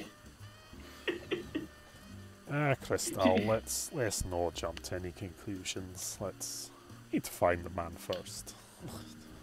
Okay, Daddy. No worries. I don't Sky! You can't stop me on my desk. Gone with the See, wind. I will continue to just fly away from things that make me cringe. You can't stop me. Baron flies away with just like that comment. Let's continue. You see, every time he calls, The most oppressed class in society. So Thank you, Bill. Thank you. the dog says, yes, that's about a month. That's about all I can remember from a month ago of any significance. Go. Are you actually talking to her, or are you just barking at her? It says and gives you. You think it's a smile. You sneaky cunt. Aye, that's probably for the best. A lot of these humans wouldn't understand when Doug starts talking to them. Yeah.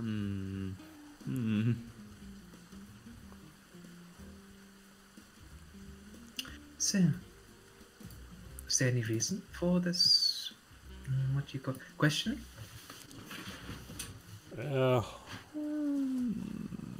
well, because the loser died, we have to find out who won, and we have to punish him for winning. I know it doesn't sound right, but that's what we have.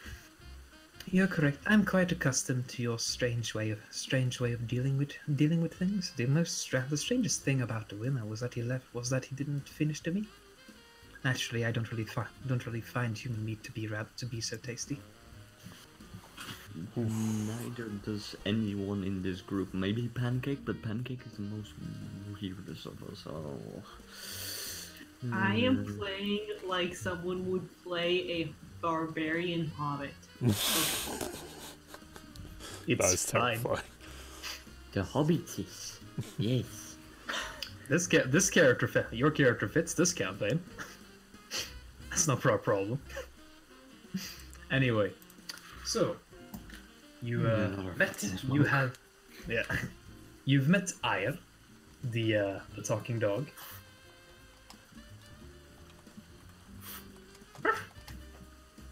Female dog, Aya, got it. There we go. Someone bring the dog to who it belongs to. What's up? Pancake will walk Ire to Anne-Marie, or where she thinks Anne-Marie will be, because Anne-Marie did not give a extremely clear explanation on where she would. Oh well. Well, is that all then? Aye, that is, Doug. Thank you. Thank you very much for your information.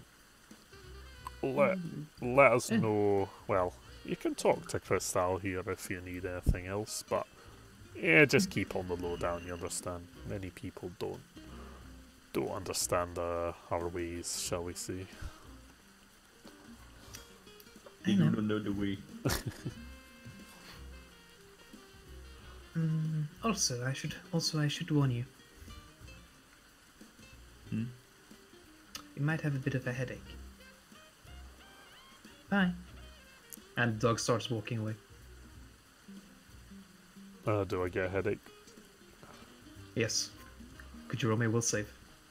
Okay. Everyone, you mean? Or... Yes. Oh no. Including Baron. Oh, damn it. But I'm eating away. Yeah, is there a specific save roll, or do you just roll mind or something? Yes, will save. 8.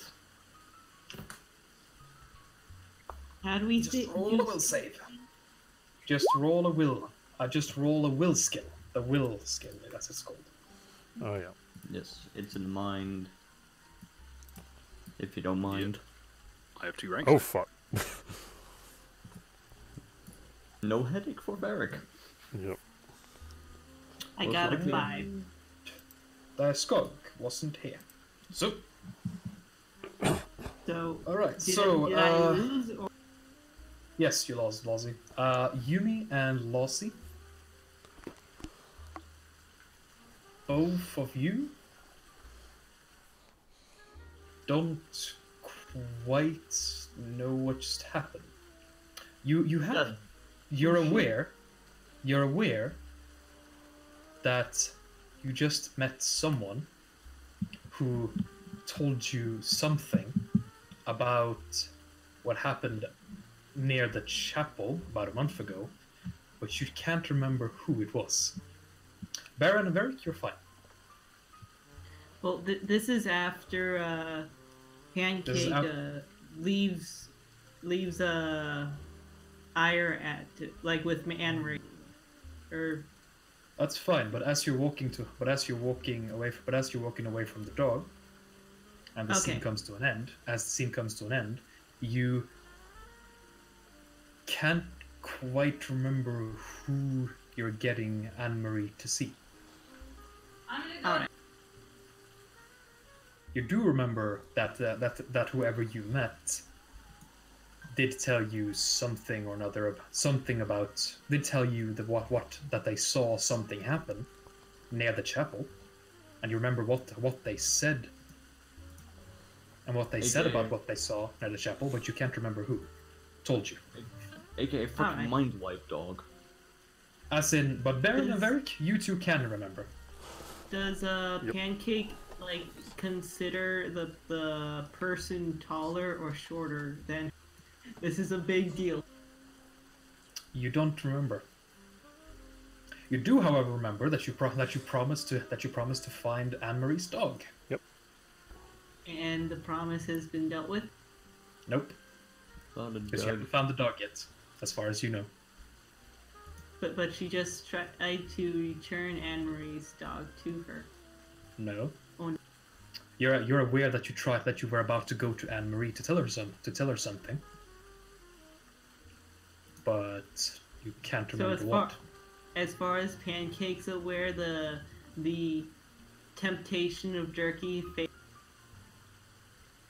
As far as you're aware, yeah, you laid out some jerky, and you did meet someone who knew something about what happened outside the chapel, but the dog didn't appear. Darn! So Pancake thinks that her entire time was a waste. Yep. She takes the leftover jerky. You return to take the leftover jerky. Varric and Baron, however, you two can remember that you just talked to the talking dog Ire. Yep. Pancake will look at all the jerky she made, look at Varric and be like, you want some, I'm alright, darling. I failed my mission. Anne-Marie will never find her doggy. Darling. I can't tell you What? too much, but trust me this. You didn't fail. You did a good job. You just Okay. won't remember it for a while. Okay. I will allow that because you're Neumann. Fuck, my head is killing me. She'll nom like some of the jerky she made. Right then. So, what would you wait. like to do from here? Wait, Fires. other than Doom's character, does anyone else know what the jerky's made out of? Other Yes, than Doom's character. because I kind of said red genocide. Yeah, I think we all knew what it's made of, that's why I didn't want to eat it. Yeah. Darn. Also, and tigers. But wait. Can I get some of Bill's those? character was. Lassie, Yeah. you need to let other people speak. Tiger, can I get myself some booze?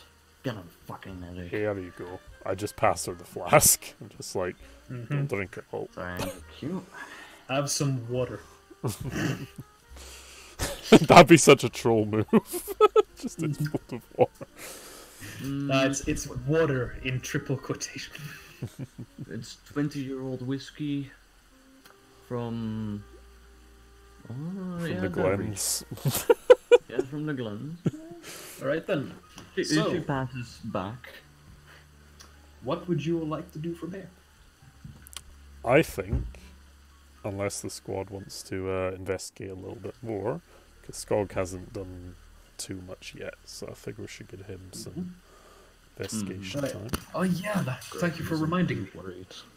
Oof. Thank you for reminding me. Gruffy's mostly just here for muscle. Okay. Well, Pancake will make a gift basket for Scruffy. Let's see.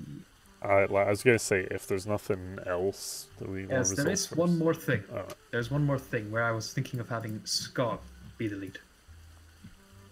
Oh no. Skog, you're taking a late lunch after cleaning the whole day. Very late Yeah. lunch. It's almost the end of the school day. At which point you receive a message on your phone. Mm-hmm. The message says just emergency nurse's office. Okay. I'll get the bucket. Visceral cleanup simulator intensifies. Scruffy simulator. Scruffy is. I'm gonna collect the bucket and make my way there. It is here the GM realizes that he forgot to make a nurse's office. That's sad. Well, then You we have have to a- use our imagination. I will because just my Mozilla's bugging out to fuck. I will just switch back to St. Paul University. Yeah. So, as you come in, okay, Come on. As- Yeah, I'm good. you walk through the school, somewhat begrudgingly, I assume, seeing as you haven't got to eat lunch yet. I'd imagine I'm used to having lunch after lunchtime. Yeah, It's, you know, it's a janitor. the job. Mm-hmm. As you arrive at the nurse's office, you open the door and you're immediately met with the horrid but familiar stench of someone having thrown up. Darn. I partially was hoping that the nurse secretly had a crush on Scruffy. You as the door is opened, you're met with the voice of Nurse Astrid Ossen, who She don't Says look to you. like no nurse. She look like one of them big-titted anime girls. And substantially younger than most of the actual students. Scruffy should be wasting his time. Scruffy's Art got style, real my work boys. doing. you're met with the nurse says to you, good that you're here. Good that you're here. It seems that someone got food poisoning. Could you clean that up? And she points to, as you walk in the room, she points to the puddle of contents of someone's stomach. That's on the floor next to one of the beds. Scruffy will handle it. Good. Good. And she talks to the student in the bed who, it's an extra. She just says, All right, and as I've said before, check your. Remember to check the the contents of the food before you eat it. Eat it. Someone with your allergies can't go about being so careless. Here, she gives the student a few essentially just some simple tablet medicine. It says, take these, drink it, and drink these, and if you feel anything about an hour from now, come back and I'll see what I can do. At which point she goes back to her desk.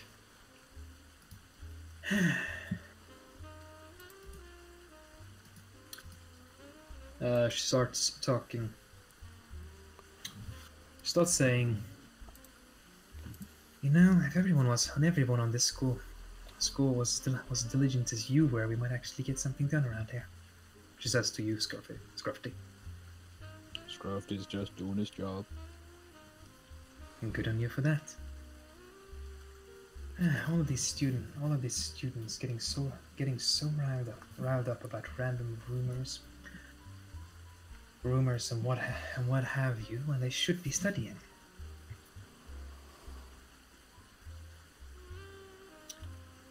Not to mention the kitchen staff still not getting what I said about labeling the food properly.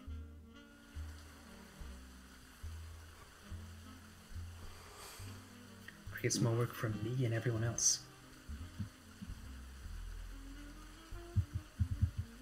Know what I mean? Scruffy understands.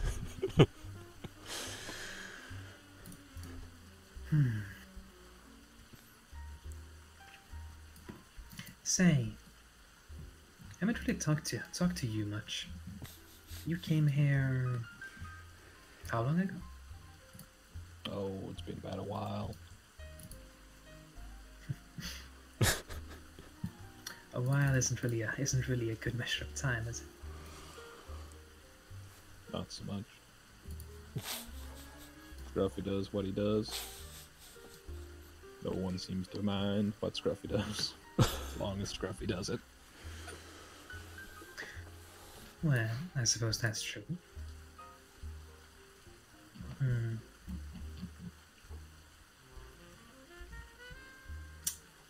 Which reminds me, do you have some? I know it's not technically your job, but it's near where your office is supposed to be. Did they come in with any new medical supplies lately?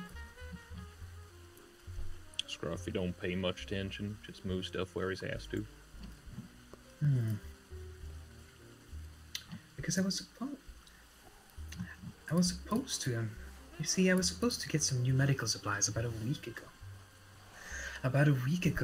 Well, from a ship that was supposed to come at the harbor, but the ship is come and gone, and my medical supplies aren't here. No matter who I call, they won't say anything. Might be they missed the dispatch.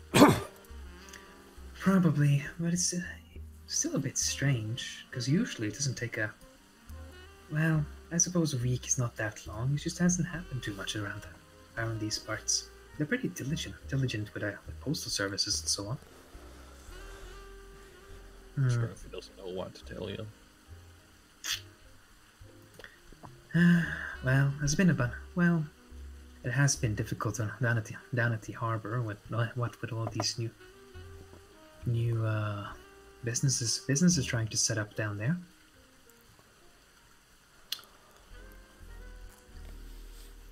So I suppose it's just to be expected.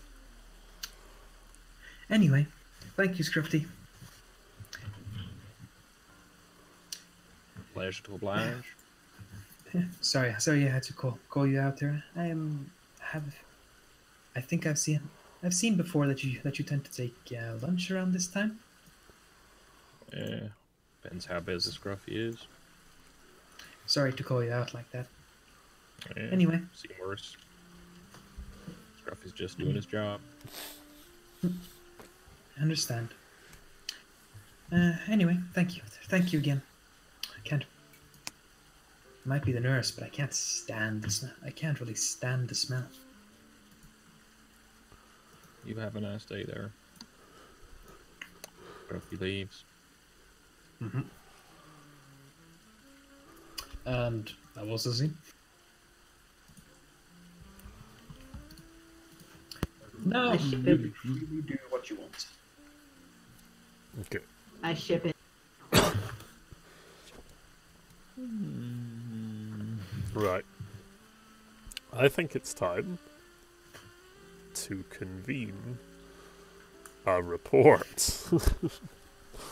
The favourite part of detective and police work. Yep. So basically, once the day's over, I Yeah. guess, unless there's something you guys all want to do, like, before we close out the day, I'm going to go to my private office this time and fill out a report with all your input as well. So everyone give me status reports of what you find, and I'll include it all.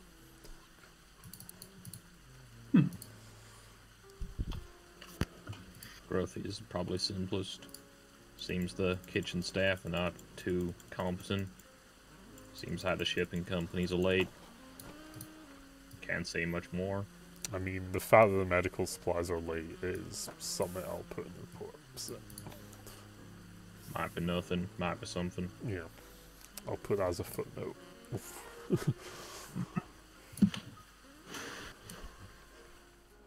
Let's see what else I can put in this report. Okay. Will Hansen, internal hemorrhaging, all the stuff I know about his death. Pancake was right in like stuff coming. The bank and everyone already knew that. Oof. Let's see what else we put in the report. I wonder if I should put in personnel reports. I probably don't, because it's not really that relevant to the investigation. Because I've been making notes of personal traits of some of the characters, so I've personally met. So I think that's more important for you than for the people you're reporting to. yeah, that's what I think. I'll report on the condition of the body when we investigated it at the coroner's. The inside-out needles, loads of needles. Mm-hmm. I will report on a couple of things, like the Dark Marcus rumour might be a possible overhead of some kind, but nothing solid on him. I'll just give a brief description of what I found in the things. Let's see. I'll report on a couple of notable people that I think may be confirmed, like overheads, like Alexander Luthor, some of the other people. Also, I'm going to put a report to follow up on Frederick Mercer. Please tell me what you can find about him, because he's American and has Italian mob connections, apparently. So, Non-canonically, I think you should probably use the dog to double check on if anyone else has powers. Just Like- get the dog to whistle and see if anyone notices. the problem with the dog is not a reliable witness. I know. It's a dog. Because, well, no, it's not really that. The UGN probably would take it seriously enough because they know about EXs and stuff. It's an It's EX. kind of their whole field out. But the problem is, the dog tried to wipe our memories, which is not a good thing. The dog was The dog protecting literally itself. wasted my time by trying to attempt to wipe my memory. No, Question, why the did it dog. look- The dog was protecting itself.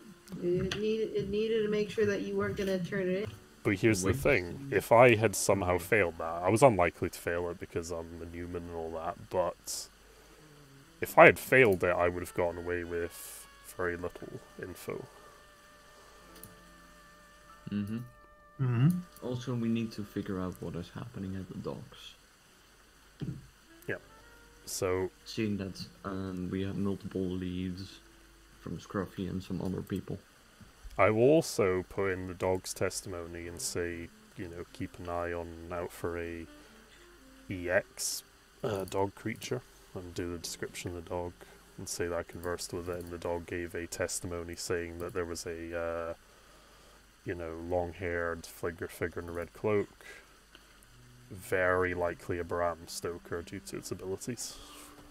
And our current possible strong theory is that that's what killed Will Hansen, its abilities. Do you put in the dog's testimony in detail? Yes, and I will put a note saying, however, the dog attempted to wipe our memories afterwards. Which, actually, to be fair, Gren, I would have still got away with info, you said, because the rest of them remembered what the dog told us, just we didn't know the dog. Yes. Okay. The people whose memories were wiped, their memories were not wiped of the details they were given, they just couldn't remember who gave them. Right. Well, Which makes sense for someone who was trying to keep safe. Yeah. And then I just look at my phone and see talking dog. Huh. Yep. Why was I messaging about a talking dog? Taggart, what did you know about a talking dog? Apparently I was messaging Baron about it. Oh, basically... I don't know what I should tell... Yeah, fuck it. Basically, I presume we all convene while we do the report at some point in the evening. And I just briefly go over to you and say, yeah, there was some kind of EX creature that was telling us info about that told you that info about the Bram Stoker, the chapel, and it attempted to wipe your memories. And apparently it succeeded. It succeeded with some of you, from what I gather. I remember, but some of you don't, sadly. Now I'm pissed. See a talking witch dog. Can't fucking remember. It would be pissed too, lass. I'm making it in my report. Okay, let's see what else. I also follow up on Katrina, Norwegian. Her parents were immigrants, so not Norwegian natives. And she scores top in every class, so she's possibly an overhead too.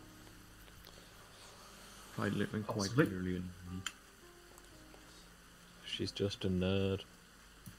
Also, who's Tanny? Because I've got a note for Tanny, but no details. Tanny. Tanny is the detective that we talked to. Oh, Tanny's Yes. your like contact. Yeah. Okay, I don't need to say anything. He's a good guy. I don't need to put anything about him. This guy. Sushi.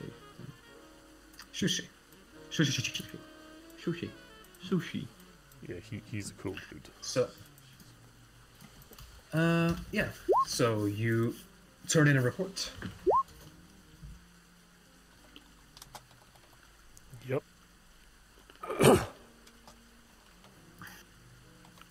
Not unless anyone has anything else to put in it.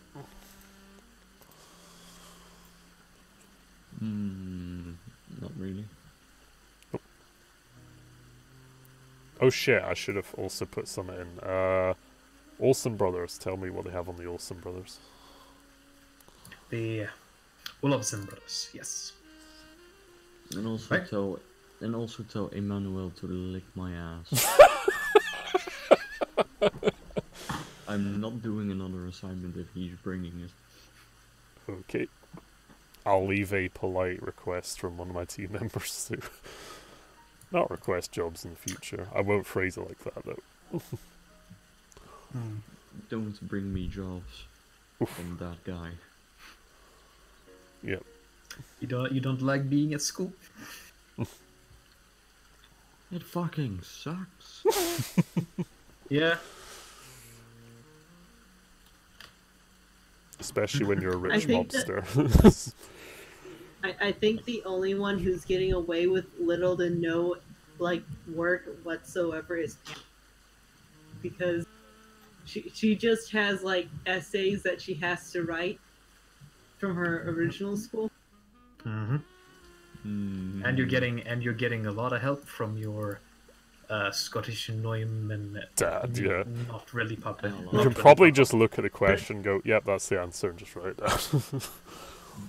That and if she has any problems, she can sit in like one of the communion halls and just be like, "I'm having problems with this," and a bunch of like women will come over and be like, "Oh, it's so easy. I'll just write it down for you," because that's how it works. Sure it is. Anyway, so as you're falling down the report, discussing with everyone else what you've discovered so far, I'm expecting you to be pretty much probably somewhere close to the teacher's lounge, probably in one of the meeting offices. Yeah, basically, I just get a private room somewhere that was secure. When you hear someone knock at your door. Okay, I'll get up and answer the door. FBI, open up. That would be fun. You can see, as you open the door, you are met with the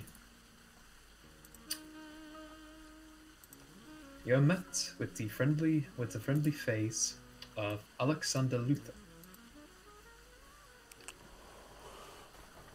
Ah, whole lot. Evening to you. Is Yumi in the room or just... I'm expecting all of you. I'm expecting more or less all of you to be in the room. At the moment. Pancake looks up from doodling. Just Evening, Professor. sliding back into a book. Do not Hey, Alex. You doing alright? Yes. It's just we've been having. I just wanted to discuss something with you. You're one of the more reliable professors, you see. Surprisingly enough. Aye, fair enough. I do have that strange quality about me. You want to discuss in private, or you want to just chill in here for a minute? No, it's fine. It's fine. It's not particularly important. It's just I've been hearing a lot about this a couple of rumors going about. First of all, there's a few reports of earlier today. I heard someone was walking through the courtyard. And it's not that that's pretty early report though. But not so long ago, there was someone who said that they found a bunch of rat parts in the courtyard outside. Rat parts? Yeah. Mm-hmm. Pancake will look around and be like, "What? What?" That's a weird one. Anything else, or just some rat parts? No, the second one is it's not too much to worry about, but there's been this rumor going around about some kind of dark black figure, red eyes, something like that. What is it you call him? Dark Marcus or some shite? Aye. Yes, I believe so. Well, I was just wondering if you teachers know anything about it. It seems to be not too many of the students seem to be worrying about it, but the idea of some strange cartoon villain looking person is wandering around near the school is making a couple of the students nervous. Well, Have you seen anyone with long dark hair though?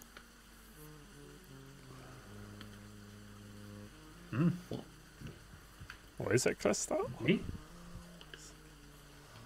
The long dark hair. Have you seen anyone describe what they've seen with long dark? Like, Related to Dark Marcus? yeah. No, from what I've heard, he has short black hair. Okay. Her Pancake like goes back to like drawing and completely tones out the rest of the conversation. Hey, she's quite a curious one, son. No bother. Dark Marcus, eh? I haven't heard anything specific about him, but he sounds like quite a creep, so I'm definitely going to keep an eye out for him, you know. Where does he usually appear? Like, in the day, at night, or...? According to the rumors, from what I've heard, he appears at night in the street, in a street not too far from here. Though location varies, I hear. It's kind of hard to pin down. That is a strange freak coincidence. Well, I appreciate you telling me. No problem. I might take a look at it myself. As you know, I used to do a bit of investigating back home, so I might have a quick look. Nosy. He kind of looks behind you and says, "Oh, Yumi, good day." I try to sink as deep into the couch as possible. Just wanted to remind you that you haven't turned in a report to the student council about how the school's treating you yet. It's kind of important for the exchange students to do it. And what report? Okay, a report on how you're doing, just on how the school's treating you. I did mine. I know you did. You're not even a student. We know. So, do you remember? I'm always here. I'm always here to help if you're struggling with anything. Thanks for the offer. In that case, Professor Holt, Yumi. Pleasure as always, lad. And he starts walking away, closing the door behind him. That guy wants a hot Italian GM.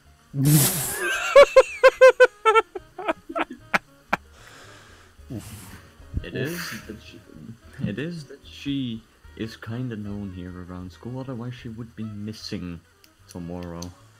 Oof. Keep an eye on that fucker. Yeah, he comes over as way too fucking friendly. Yep. And the guy follows your class, as in, he can follow your class when you're rambling. The guy must be a fucking overhead. Oh, I honestly think he's taken after me, and he's probably a fucking Newman. Yeah, no shit. Also, what the fuck must he be thinking, me being in a fucking teacher's residence at the moment? Yeah, don't worry about it. I think he's smart enough not to blab shite like that. He's a president after all, but I'll keep an eye on him, make sure he doesn't spread too much shite.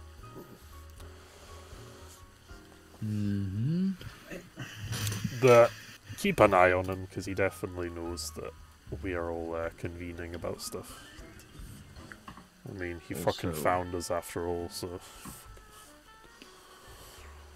Also, you have a number of HQ, right? I am just sending them the report now. You want a private call with them? Mostly so I can get myself some devices, if needed. Aye, sure. Just use the secure line, I guess. Do we have a secure line of sorts, Gren, that we can use? Mm-hmm. You essentially came equipped with a, not quite a burner phone, but essentially a phone which goes through several different countries when you call. So it's like a kind of like a sat phone that's like high tech and shit that's not detectable on normal networks. Yeah. Just so, because if you're calling UGN, you have to be kind of careful. Yeah. I just give her the phone and actually no. What I'll do? Do I have a like authentication code? Yeah. Of sorts. Basically, I'll dial them and be like, Agent Taggart, code, whatever, authorization thingy, and then I go, I'm putting you through to one of my team or whatever, want to speak to someone. Right. Do that whole thing, just to filter it through, so... And then I receive pass you the receive an answer. platoon. All right. Put him through. Yeah, agent. Does Yumi have an agent name, or just Yumi will do? She technically has her. She has her mob name. Technically a code name. DeLuca. No, El Capo Silencioso. Agent DeLuca Capo is all- Silencio wants to. What does he want to speak to do? I see. All right then, we'll make a conversation. I'll note it down as a legal request. Very well. Mm-hmm.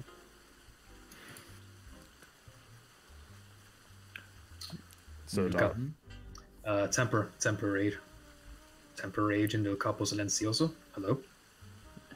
Hey, how's it going? Well enough. What do you need?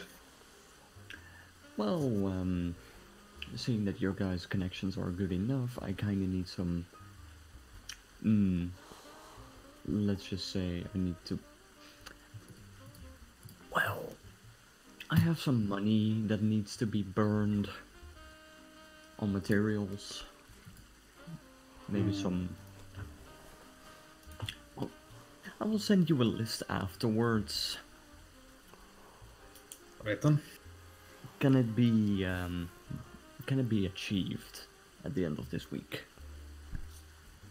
We'll have to take a look at the report sent in by codename Saggart. And Sure thing. beyond that, I suppose it will depend on you. We'll see.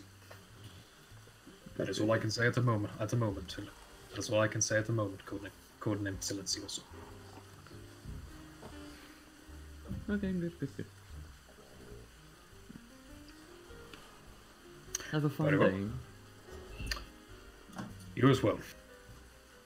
HQ out. And the line falls dead. heat.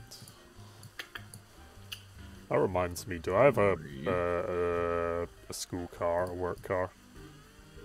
Yeah. Good. At least we actually have a vehicle to transport everyone in now. I have a fucking motorcycle. Do you wish to procure a car? Well, here's the thing. I have the work car that the uni probably gives me, but we should probably get a private car as well. Just to bumble everyone around in. But Gruff just got a bicycle. Good enough for Scruffy. Do any of you have a procure skill worth a damn? Yep. I have a procure skill of I have level one. 3 with a social 4. I have no procure, but I have negotiation.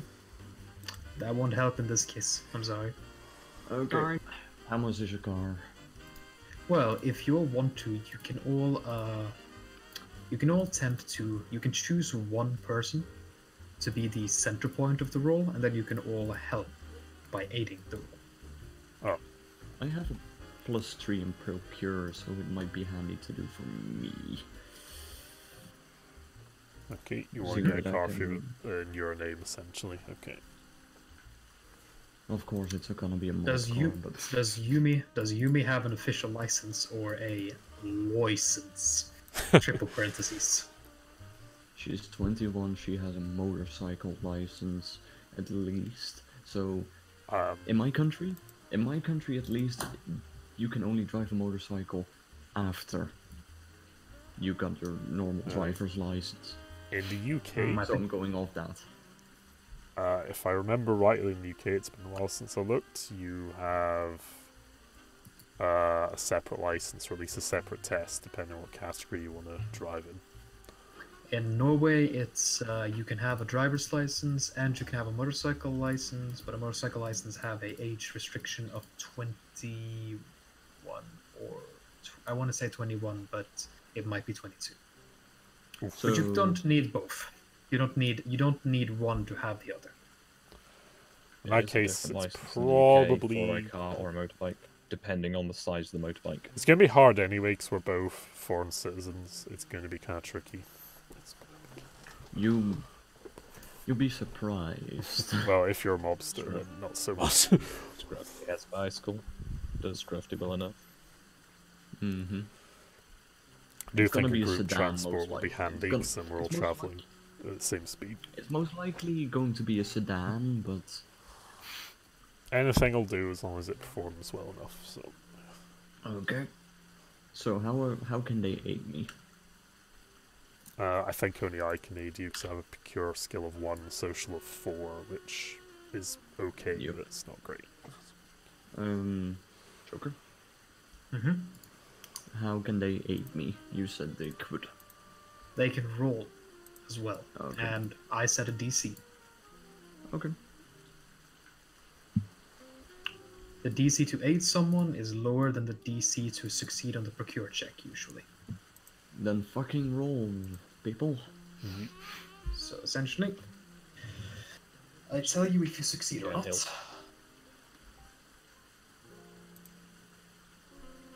Ooh, that's most likely to succeed. Says procure. On that, basically just makes it so, well, goddamn. Varric, in the process of attempting to aid Yumi in getting a car, You got the car. you managed to find a way to talk the person who Yumi was discussing with into selling you the car, and you just sort of took control of the conversation from there. Congratulations, you have a car. Hey! Dub. Now, actually, wait a moment. Oh no, that's the DC check for a motorcycle. Oh shit. Yep. Sorry. Yeah, sedan is 22. Either way, you made it. Success. Okay, now let's roll for mine. Oh fuck. I think that will get us a dank sedan, hopefully. That is enough for a car. That is enough for a sedan. Okay. That is enough for a sedan. Sedan. You should probably put it... You should probably put on your sheet, I'm guessing, Doom, but I will drive the thing because I have the drive skills, so... For 2. No, put it on your sheet. Oh, I'll put on mine. Already have the motorcycle. Alright. Let's see. I'm just going to put in the weapons page because... Oh no, misc items. There we go. Dank. Sudan. Dank car, dude.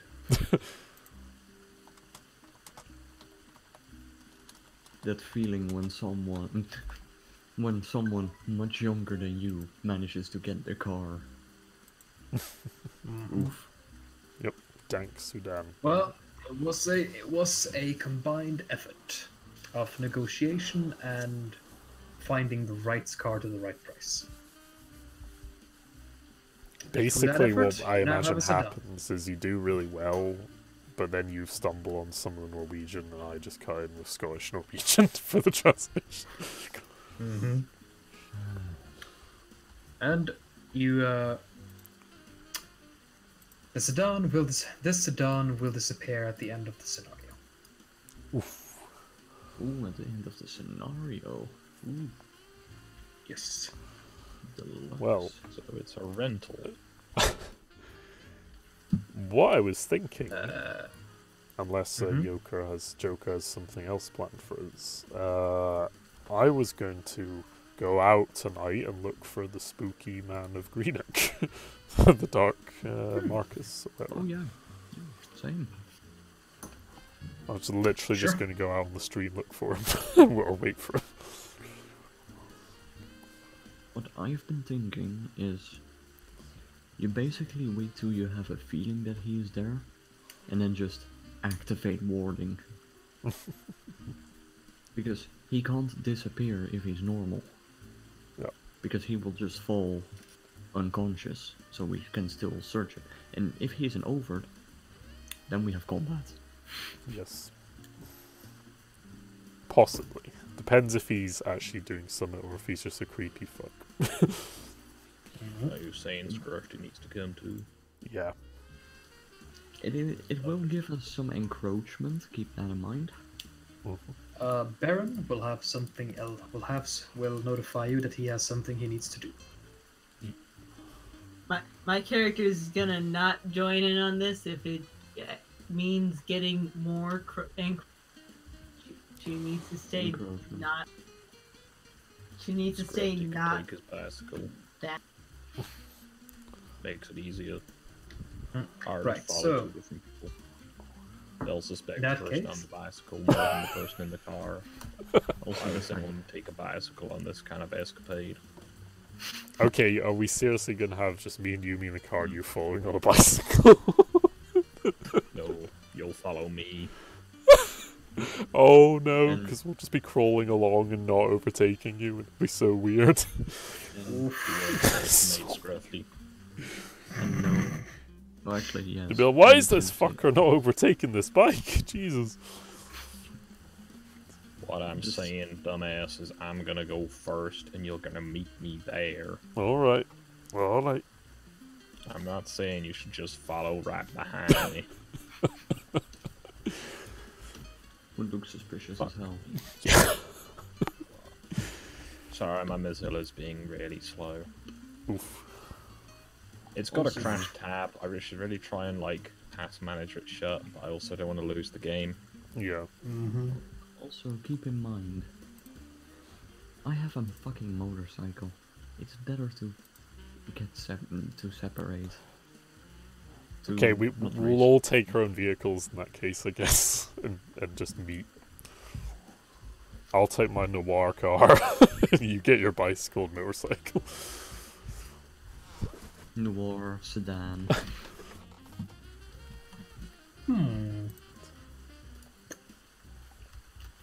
So, you'll go out towards evening and start stalking the streets at night.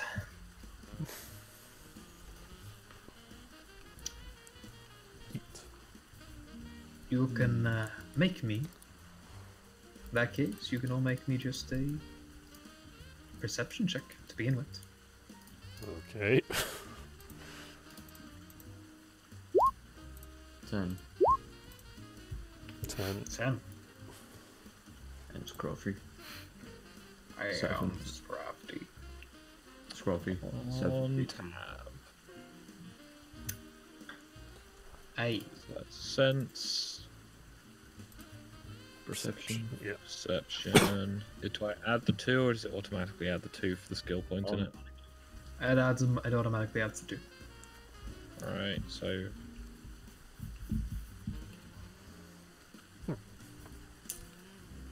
That seems like not good, but okay. You're rolling perception. And you have it written in. Yes. Because to be honest, this sounds like an angel halo. You cruise along the streets near in the district you're in. Basically just looking around for anyone suspicious. You see a Constantly couple. just seeing each other. You see a couple of the. You see a couple people, like a few people walking up and down every now and then, as in. One group of people passes, another group of people passes, one group of people passes. Just usual cop work of fucking staking out a scene. I'll just slowly drink my whiskey, being more and more Scottish. Oh, for fuck's sakes, when you gonna turn up, you cunt? Ugh. Which is when Yumi and Holt managed to, almost simultaneously, notice a bit of a weird scene just a bit away from the school.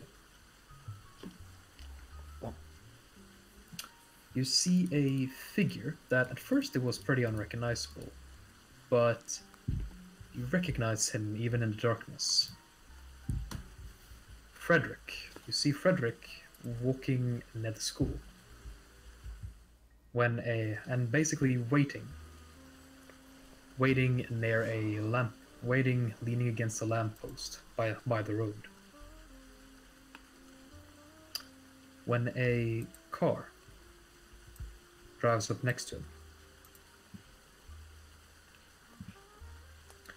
You see a man step out, a man who has his back to him, to you, or who has his back to you To us both. as they speak. You basically can't see his face. Yeah, you can see his face. Frederick seems to draw recognition when he sees the man. And I think this would be a... Would you like to do me another perception check, but this time using mind? Okay. I do mind, but okay. See, I Close mind to that. Oh, that was horrendous, considering my mind Yep. stat. for both of us. You're not... None of you are really able to read Frederick's lips or anything like that. But you do recognize his reaction, and he doesn't really seem too pleased about beating this man. They seem to be in the middle of a somewhat quiet argument. And eventually, the man just sort of steps back into his vehicle. And Frederick walks up to the window of the car as the man steps back in. Which point you can't really tell what he is saying, but you can see by the small body movement you can detect that he seems a bit angry. While this has been going on, by the way, I'm just snapping a few discreet pics on the phone, if I can do that without arousing suspicion. Mm-hmm. Yep. Part of me wants to go up to them, but that would be really fucking stupid. Or really fucking cocky. Wait till something transpires, I'll text that. Wait till it kicks off and then we can step in. But eventually, the window to the door just kind of closes shut, and Frederick starts walking away. Okay.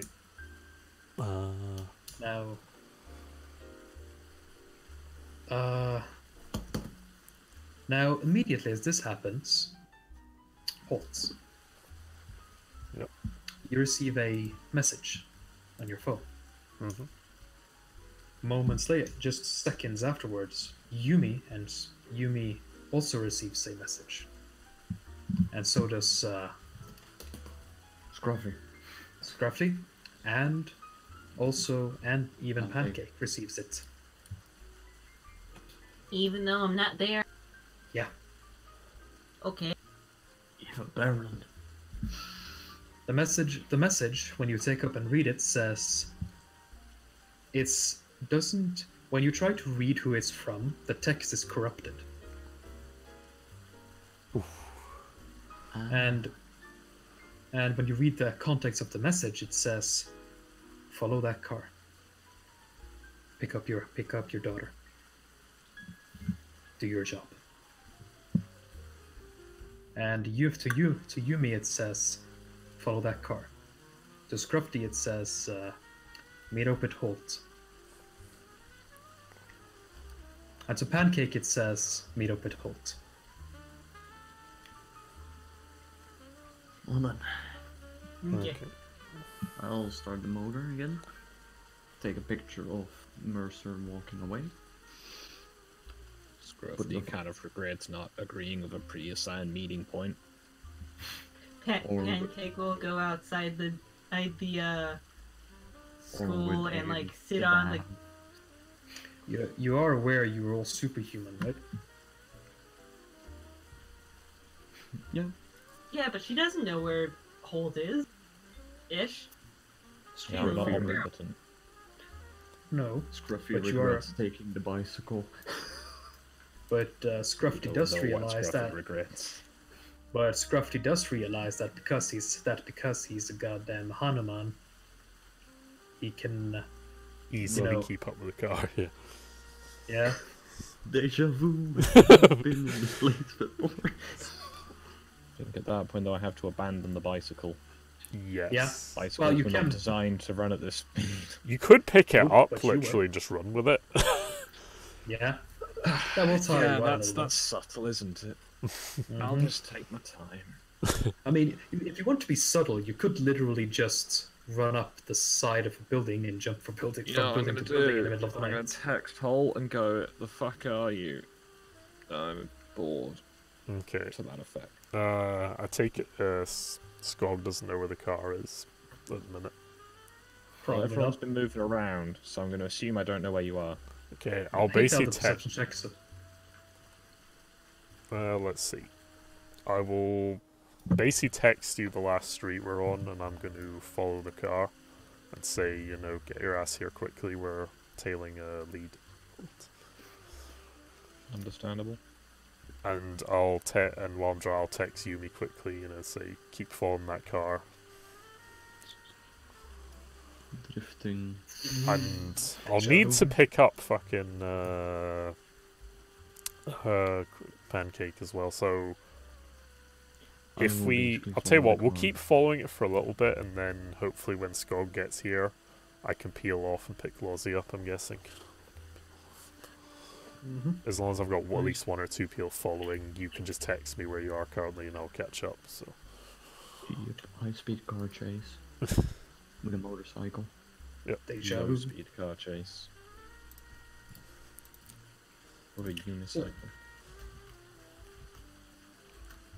You follow the car. You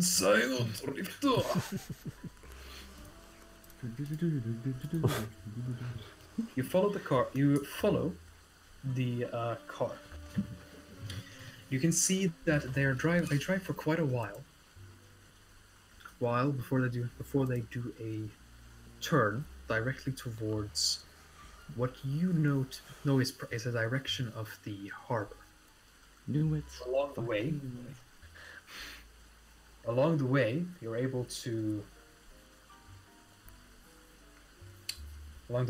to pick up Pancake or Crystal and Scruffy.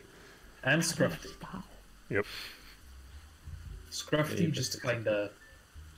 I gotta guess that Scruffy just kinda runs up next to the car and just casually opens the door and gets in. At high speeds, yep. Yeet. As quickly and subtly as possible, gets into a high-speed car. Complete with bicycle. Yes. That's hilarious. Also, I finally filled out one of my lowists, and I think I'm proud of this one. Scruffy. Scruffy. Yes. I need to fill out my Lewis at some point. I've been forgetting it. Scruffy. You follow it down to the harbor, and it's a good thing that I forgot to have a harbor and to have the nighttime harbor. And you see that you see the car turn in around a warehouse on the harbor. Mm-hmm.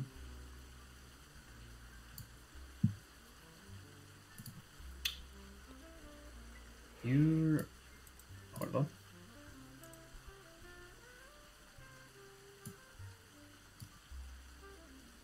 Aye. You're gonna have to bear with me. Roll20 isn't working at the moment.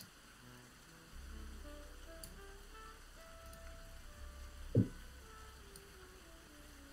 that's weird. Gonna have to reload. See if it works then. Roll20 being Roll20 fun. Oof.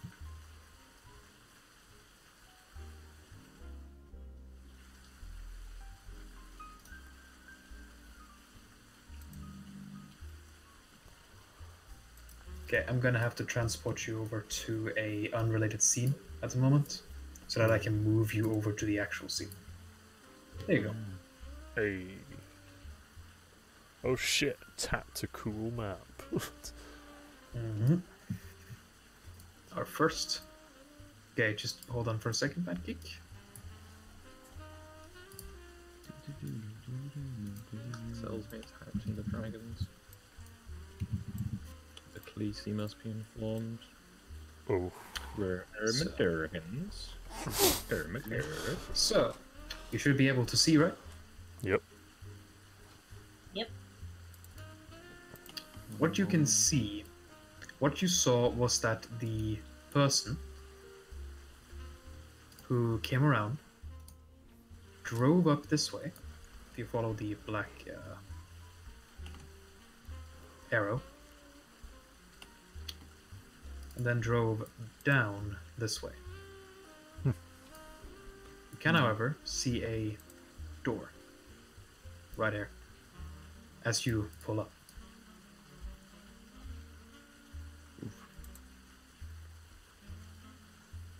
You don't necessarily have to do any investigating now, but you're here now. Alright.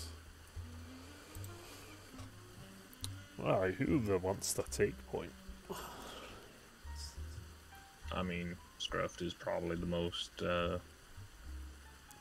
Capable. you know, subtle, I guess. Yeah, I mean, people might ask why is someone out cleaning this time of night, but Aye, Just- sounds good. Just asking, this is a standard storage building with glass, with a semi-glass roof, right? Samaya, As in there are glass windows on the roof. indeed. Good. Is there any staircase leading up to it? Any fire escape or something? Not that you can see. Scruff just wants to say whoever parked those cars is a real jackass.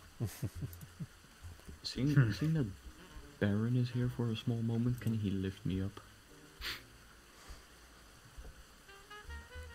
He is technically not there. I just left his token there. Sorry. Okay. There you go. Alright.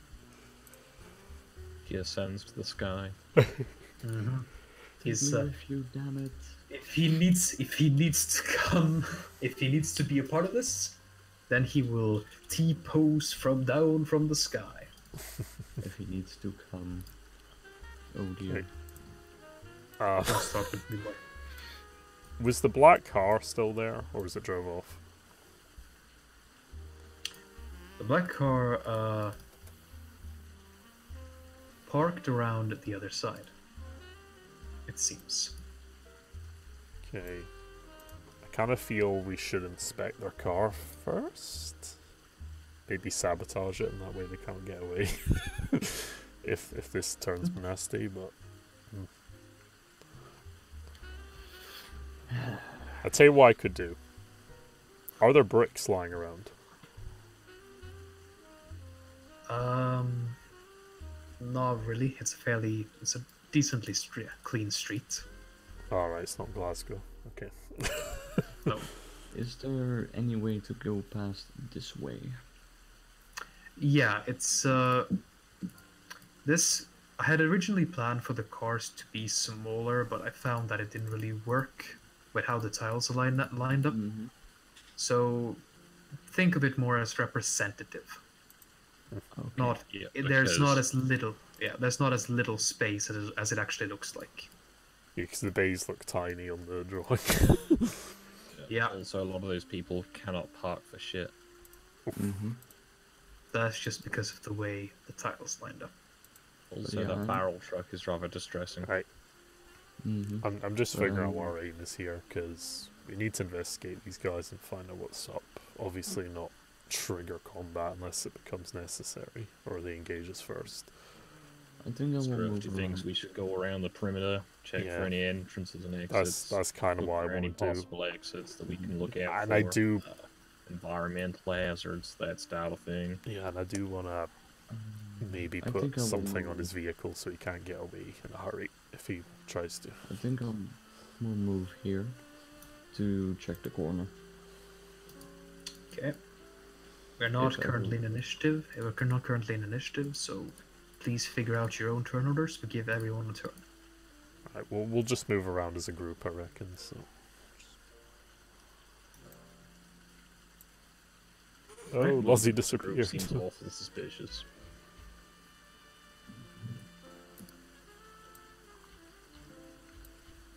I mean, if you gentlemen want to go together, by gentlemen, ladies, and gentlemen, but you get my general point. If you move together, it looks less suspicious than you following me around, or me following you around. Don't know, on list or internet chat rooms. Oof. It looks like the base of a car. Oh shit, there are sneaky boys there. As you turn around the corner and try to go around, first of all, Let's stab him. Hold on, darling. as you turn around, Hold on. as you turn around the corner and you kind of look out to see what's there. First of all, halt, seeing as you go slightly more out than the others. Sneak, sneak, sneak. Could you make me first of all a perception test? Yep. This is an opposed perception test. Oh no. Oh no, I've been Oh, rumbled. no. Jesus. That is a fumble. Oof. Okay. Well, I think He's stealth lasts as long as it did here.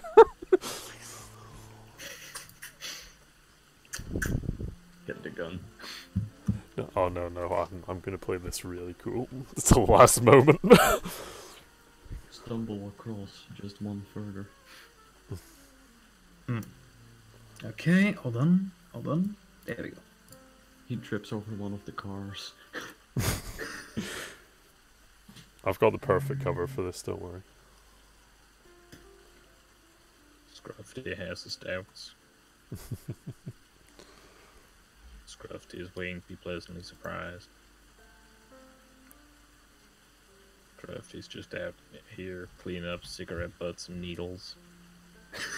Fucking degenerates using this car park for their own purposes. Scruffy not is the just rear parking guard. Cars like Yeet. good upstanding citizens.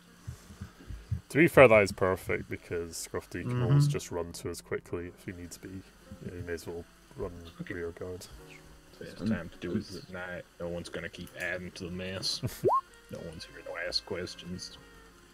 No one's here to mind if Scruffy smokes. So, Scruffy happens as- to find an unlocked car and drives away to freedom. as you're going around trying to step out.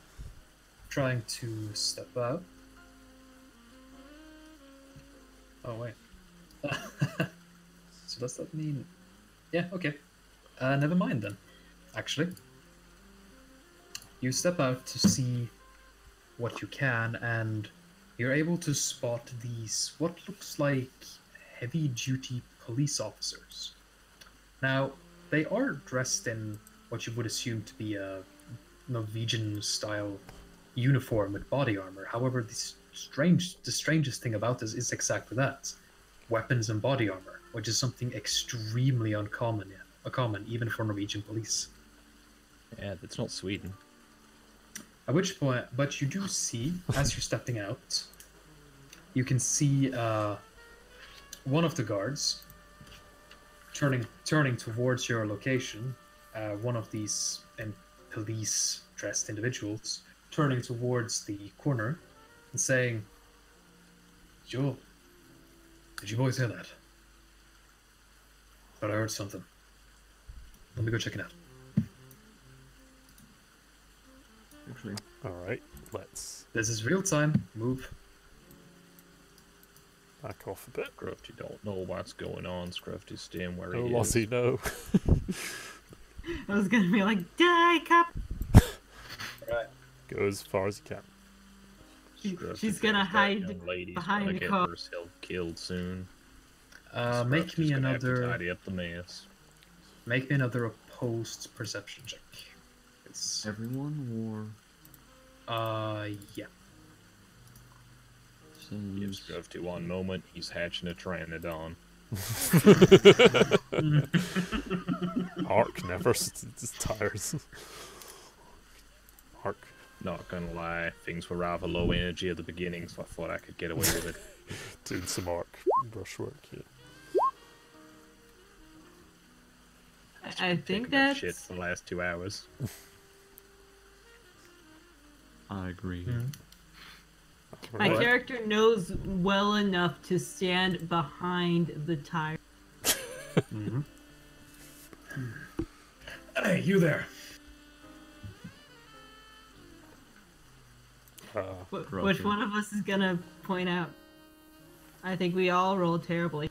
Did they spot all of us? Well, Scruffy still has. You four. You four, come on. Come out down here. Okay. I'm gonna walk over and be a little, like, slow and cumbersome and be like, "Hey, laddie, how you doing?" Ah, you're trying to fake drunkenness. Yes. Get a racial bonus. Racial Scottish. Plus 10 to now, deceit. just to give you the idea, they're not pointing weapons or at you or anything. They're just basically shouting out towards you. And as he shouts, the other ones eventually come over to him. My What are you- pancake is what are gonna you all hold doing her, now? his. Oh, laddie, fucking hell, we got lost, you know, like, we came to see the harbour. It's fucking beautiful at night with the northern lights or whatever you call it. But I don't even know where the fuck we are now. What is this, a car park? Roll me Pancake's negotiation, gonna- please. Pancake's One gonna more like posse. pull his. One moment, Lassie. You'll get your chance. It's Alright. just I need him to roll negotiation first. Oh, perception of 14. Jesus. Yeah. They don't actually let me change. First of all, let me change what they said earlier. I know actually they do notice all of you. Yeah. It says, no, it's not a car park. This area of the harbor is off limits. Now, Lassie, what did you want to do with work? Pancake is gonna like pull on his pant leg and be like, "Daddy, I want to see the northern lights." Lass, I think we're in the wrong place.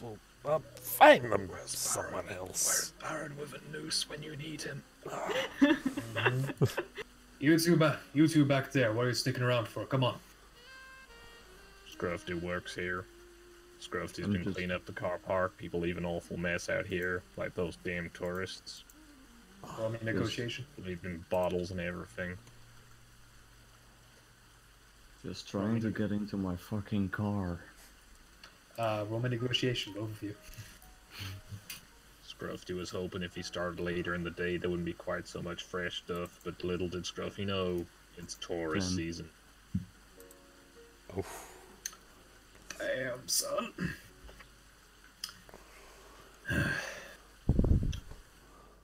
What? They seem to, on Scruff, they kind of just don't really care much about what Scruffy says. They kind of just assume that he's actually works there. But when it comes to you saying that you want to get into your car, they kind of seem to whisper with each other, and Holt can hear this. Aren't we? I thought everyone owned a car. Car here was doesn't matter if someone. The leader of the group seems to be this guy down here. Yep. The one without a helmet. Yes. Turns to you and basically says, "There's no northern lights out here tonight, and even if there were, kind of points to the sky. The best place to see them isn't here. It's up in the mountains. Though I wouldn't really recommend you go a trip up there, seeing as you're a bit It's a wee bit Are you two with him? Is he kind of distracted at the moment? Kind of. Pocket dimension. Are you going into a pocket dimension? Yes. As he turns to you, as he turns towards Scruffy and others and says, "Are you two? Where is she? Did you see where she went?" And the other soldiers just shrug and don't really. It's fucking. Well, either way, you gotta leave this place. This is a restricted area. Oh, no worries, laddie. No worries. Sorry about you. Come on, darling. Let's go. We'll go back hotel and try in the morning. Up the mountains like the good lads said. Might be better.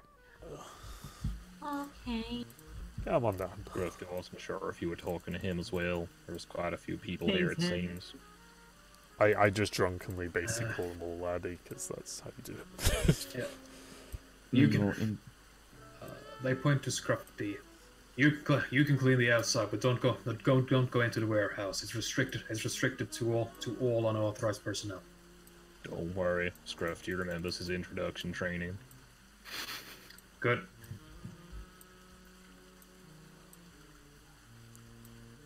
And they go back, assumably, to their posts. And pop out of the pocket dimension. Okay, lads. Let's go around the other side. We at least know there's guards there.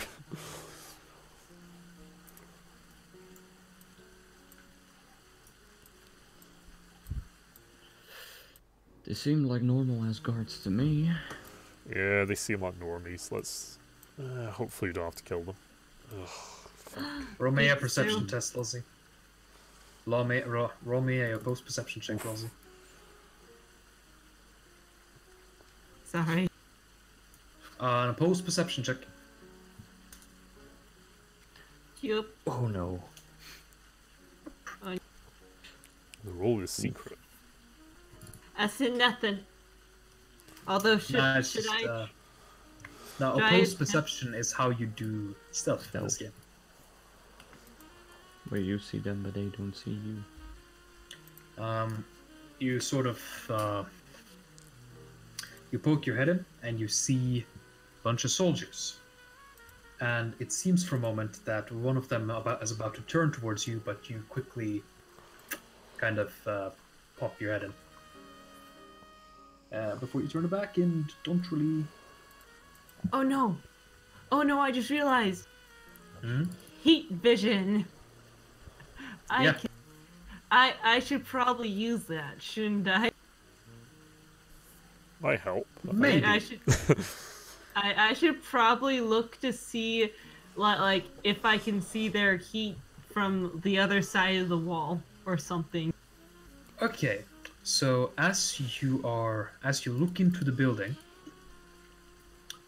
and you try to see heat signatures, you can in fact see multiple heat signatures. Okay.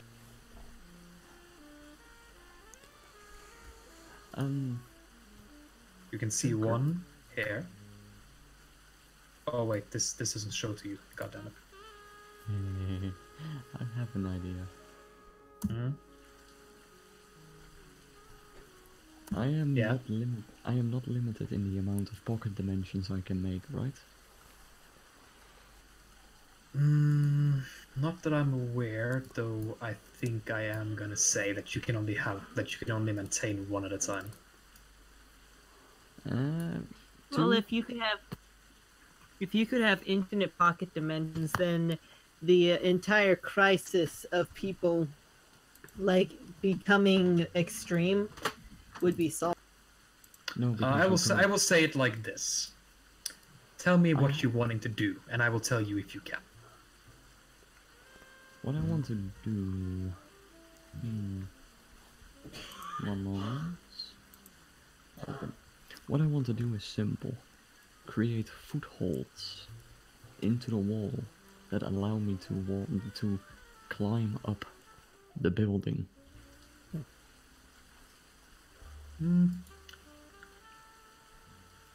I suppose. I'm gonna have you make an RC check for it, though. Oh god, it's one of my worst stats.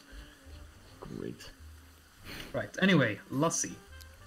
You can sense heat signatures. You can sense this number of heat signatures. Oh, nice.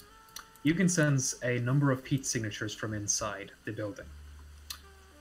You can sense 1, 2, 3, 4, 5, 6.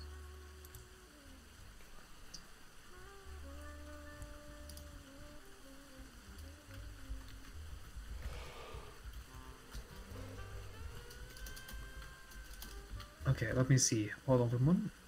Not counting the ones you can already see through the door, you can sense 16 heat signatures inside the warehouse. And you can also send these heat signatures. You know that these are people because the heat signatures are shaped vaguely humanesque through your, your vision. Wait, what? Through your heat vision, you can sense 16 vaguely human-shaped heat signatures.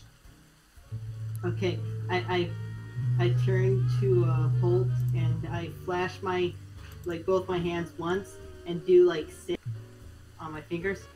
I give her a thumbs up. Nice. And I'll be right back.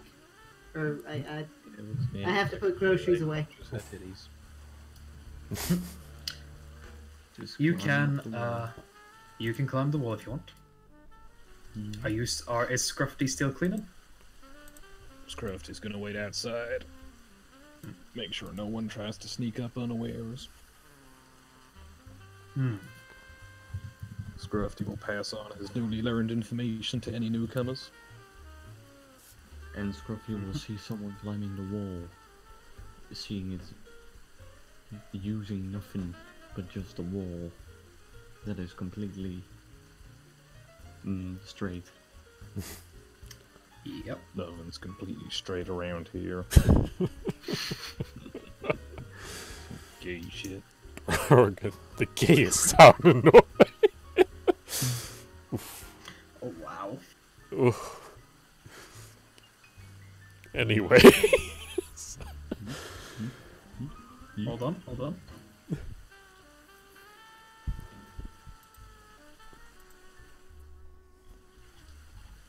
Sure.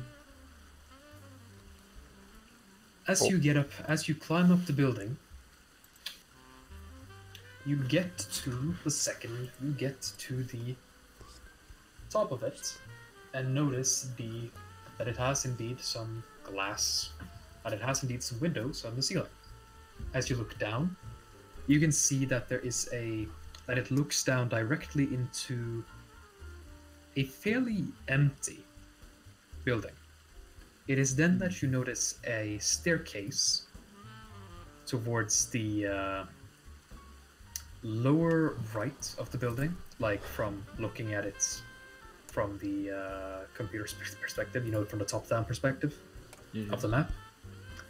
The lower right of the building, there seems to be a staircase, which leads you to believe that this is the second floor of the building. And on the second floor of the building, there's very little. It seems to be completely deserted.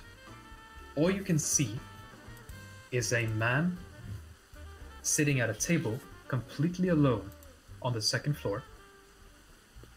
And he seems to be reading a newspaper and drinking some coffee.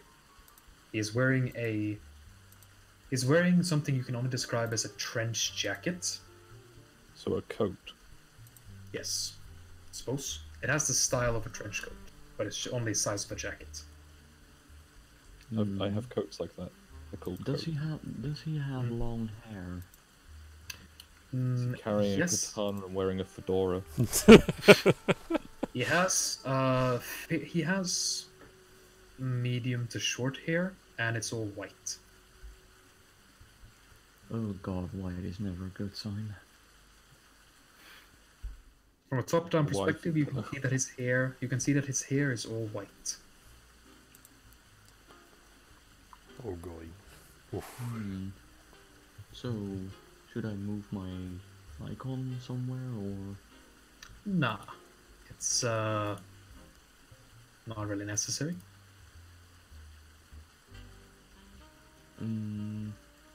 Aside from this one man, the second floor is empty.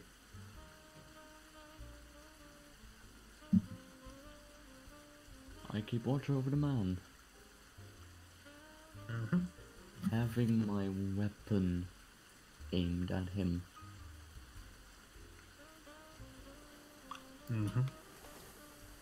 Okay, I'm back. Wait, what happened? She climbed up to the top of the building where she looked down some windows and she saw the second floor. On the second floor, there's a single white-haired man drinking some coffee and reading a newspaper. Okay. Yeah, an edgy boy was spotted.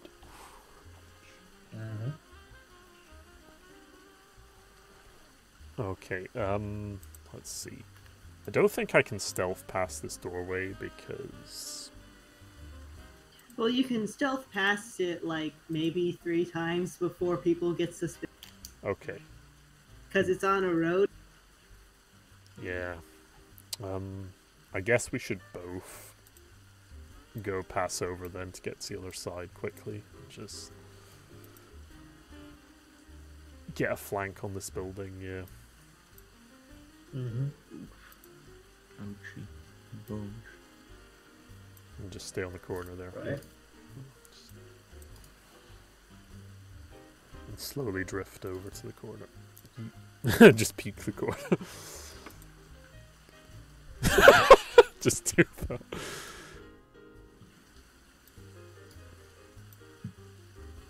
Oof. Can't see much. I think we're just gonna have to move and just go for it. I don't see anything. Okay, good. I'll just text the rest of the squad that we are progressing. In the green. Yep. Edgy boy on second floor. I'll Have put weapon trained on him. Send. I'll text back good stuff. Keep me updated. He's reading a newspaper. And drinking coffee. How do you know? Oh, that's what I presumed. Oof. Okay, me and Lossie will keep going, I guess. We're gonna run into those guards again, for fuck's sake.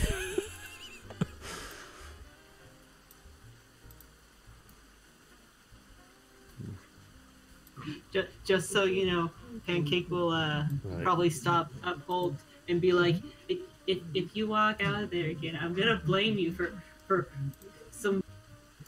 Gonna call you a stupid old man. That's So if it's fine. she's threatening to like pose you as a bad father. Oh no. I mean, I'm Scottish, darling. I don't think I can be a worse father than that.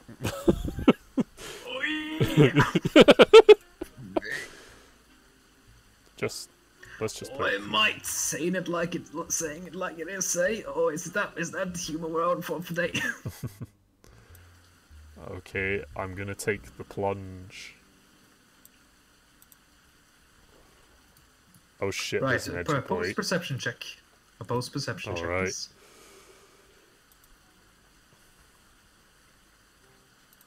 Okay, let's have a look. Oh! Ooh. No one notices the little girl. So, you quickly poke your head out, in which case, you see the same black car from a moment ago, where you see a man in a long coat and with long black hair, resting against the car and smoking a cigarette. You also see the guards from a moment ago. You manage to position yourself against the wall so that you can still see what's going on, but without being spotted. Alright, nice. Okay. If I don't discern any more details, I'm gonna just quickly, I'm just gonna silently tap, gesture to her, let's go back.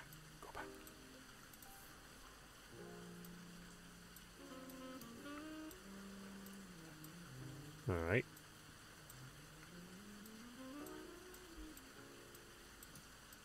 Alright, here's what we're gonna do.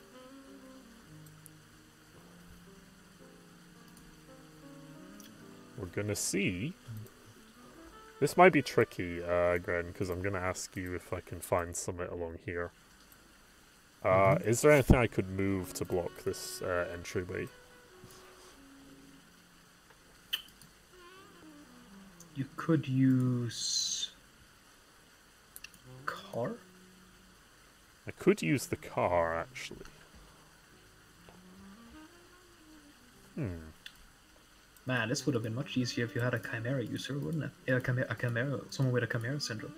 Yeah. And my cat just fell off the counter. I could literally drive our car there and block the entryway. Oh my word! Oh my word! Drive the car and make it drift like around the corner. It'd make a lot of noise. Just deja vu it and crash into the black car. Oof. No, you. No, I literally just want to put something across this alleyway. Like, I'm going to park it across, if that makes sense, so nothing can actually get out without trying to ram out of the way. Yeah. Are you articulating this near Scruffy? I can just text you, obviously. Like, see if you can get. We could just get a bunch of cars and drive them there. Don't have to use our car. I mean, Scruff could just find some traffic cones. No. Sadly, it has to be something that will actually physically block the car from moving. And of course, further down the streets, there are a few cars parked just further down as well. You could steal those. Could do. Is there like a big 4x4 or some kind? No, mostly just regular old sedans and people family cars and shit. Yeah. Civilian cars, stuff like that. I know it's not like what my character would probably be able to do because I don't have the ability marked. Or like I don't have the spell thingy, but could my character like melt the glass in some of the car windows and like take off the parking brake so we could push the cars into position? The issue with that... also throw a half brick through the window at that point. Yeah, the issue with that is that will set off the alarm because the alarm sensor triggers when like the glass is broken and shit like that. But the glass wouldn't exactly be broken; it'd be melted. Still would Movement detected within the car. That's how those sensors work. Yep. And also as to melting the car window, for future reference, you have a lightsaber.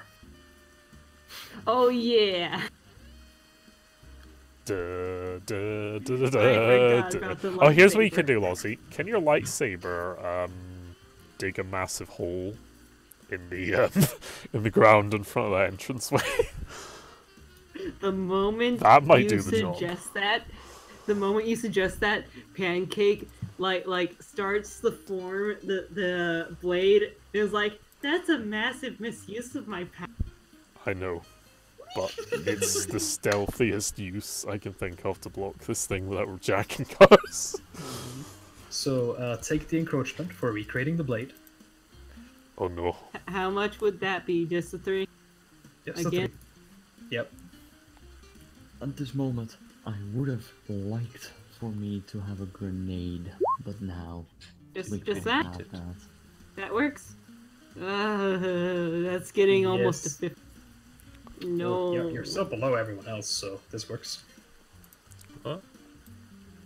And she has the blade back. Right? Yes, you form a literal conduit of plasma that moves according to your will. Yep. So Basically, Lozzie, I just I'm want you to going cut a big ass trench out of this work so a car can't actually pass over it wide enough. Yeah. So what you see, as you tell Pancake to do this, is her get to her knees. This is a 12-year-old girl. Child labor! Dig the trench, bitch! She takes her like light rod and starts stabbing the ground like what a little kid would do for like when they're playing in the sandbox. And she starts stabbing the ground. Oh, no. Now, Lassie, Welcome to for I want you to do me a dodge check as you're doing this. You can use a power if you wish, if you would like. Yes, it's a dodge check because do you know what happens when you melt asphalt that has been cold for a very long time? I'm guessing it blows up. Not quite. The consistency becomes very similar to what it was when it was first laid there. Tar. So should I include the like life shield? Yes, you can. You'll take encroachment for it. Okay. No. I'm gonna back off a bit as she's doing that. I'll just roll dodge. Oh. Bad dodge. Not having the best time for this. It is good enough. You only needed to roll an 8. Oof. As you melt through this and have a lot of fun, you realize that, oh shit, the consistency of the ground is starting to mush, and you kind of jump away, so that you can avoid getting stuck in the literal boiling tar. Can my character somehow get a make a way to push the tar into weird sections so it at least it could slow the car down? What you've done How long will it take? You create a bubbling pool of tar. You've created a bubbling pool of tar that will slow down anyone who tries to go through it, including cars, as the bubbling pool of tar is a pool. So if someone tries to drive quickly through it, the wheels will. Yep, it's deep enough to potentially get them stuck as well, I think. How long will it take for the tar to cool? A long time. Quite a while. It's tar. It is known for this. Yep. Mm-hmm. Tar takes a long time to set. That's why builders close the roads down for fucking ages. Okay. Good job, There you go. darling. Oh.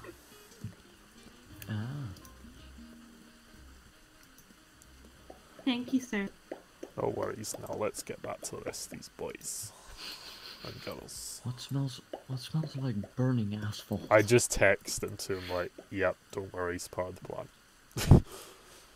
Just don't go down the alleyway." I'm on the fucking roof. Where do you expect me to go? You can go anywhere as far as I know.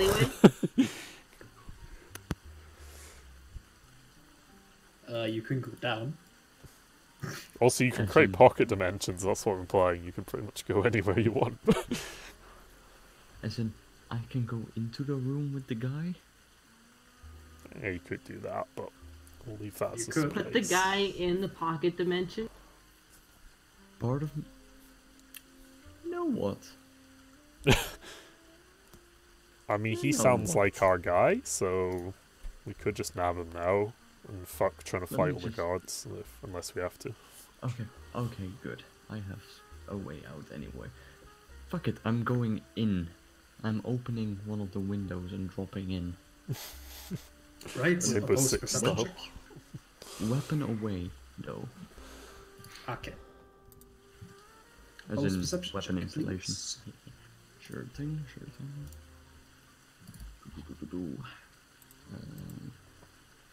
That is perception, sense, roll. Oh shit. I rolled, but I don't see anything. Okay, might have to reset it, but Sure. it happens sometimes. I'm surprised it's lasted so long without me having to reset it once. Also, this has been going too well for too long, so I'm going to fuck this up. Oh, More than likely.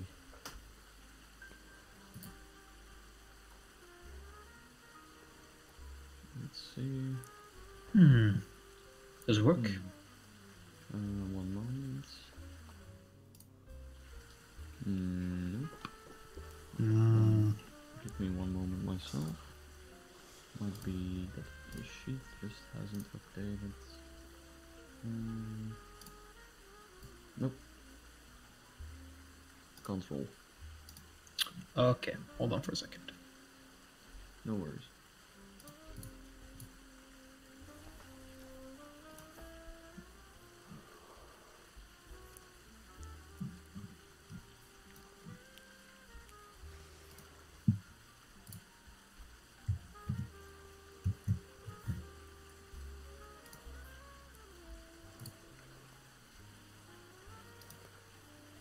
alright. So, one thing that I've noticed tonight, we've got, like, no viewers, which is a little sad. Yeah, I don't it know. is sad. Yeah, I don't know if it's just been slow to catch on to people, or if everyone's just busy tonight. Probably because Sargoy's streaming, to be fair. Very dry. Yeah. Or because it's dry. Yeah. Oof.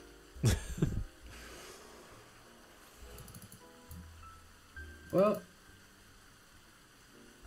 it is going slower than I This is why Well, here's the I'm thing, speeding lovely up, viewers.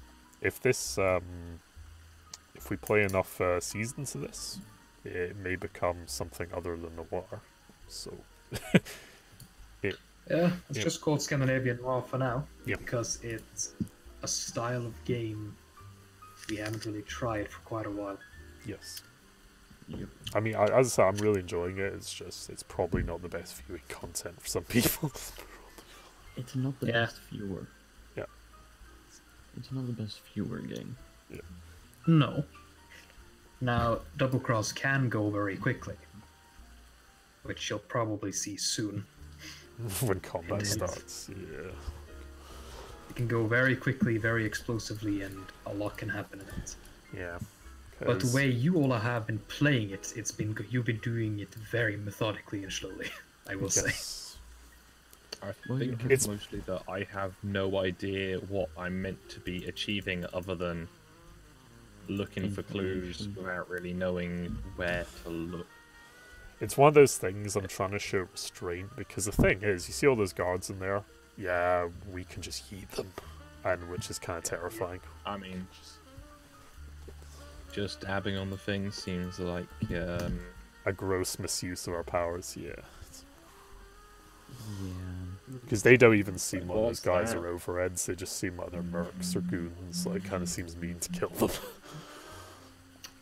Anyway, this seems like since you've just jumped in, and this gear script seems to be fucking up a bit, this might be a good place to call it for tonight. Okay. Mm-hmm. Mainly because it's midnight where I'm. Same. I think we've been going for. 3.5 hours. That works. Yep. Yeah. So, I know that this is drier than a lot of the things that happen on this channel and the connected channels, but I hope that you enjoyed it, and more than anything, I hope that you, the players, have enjoyed it. Oh yeah. Even if it is Mhm. different. Mhm. And so, It's a lot slower. thank you all for watching, and don't let the Jews fuck your mom. And on that bombshell, good night! And eat the pasta. Hey. Bye for now, Anyway, guys. but see ya.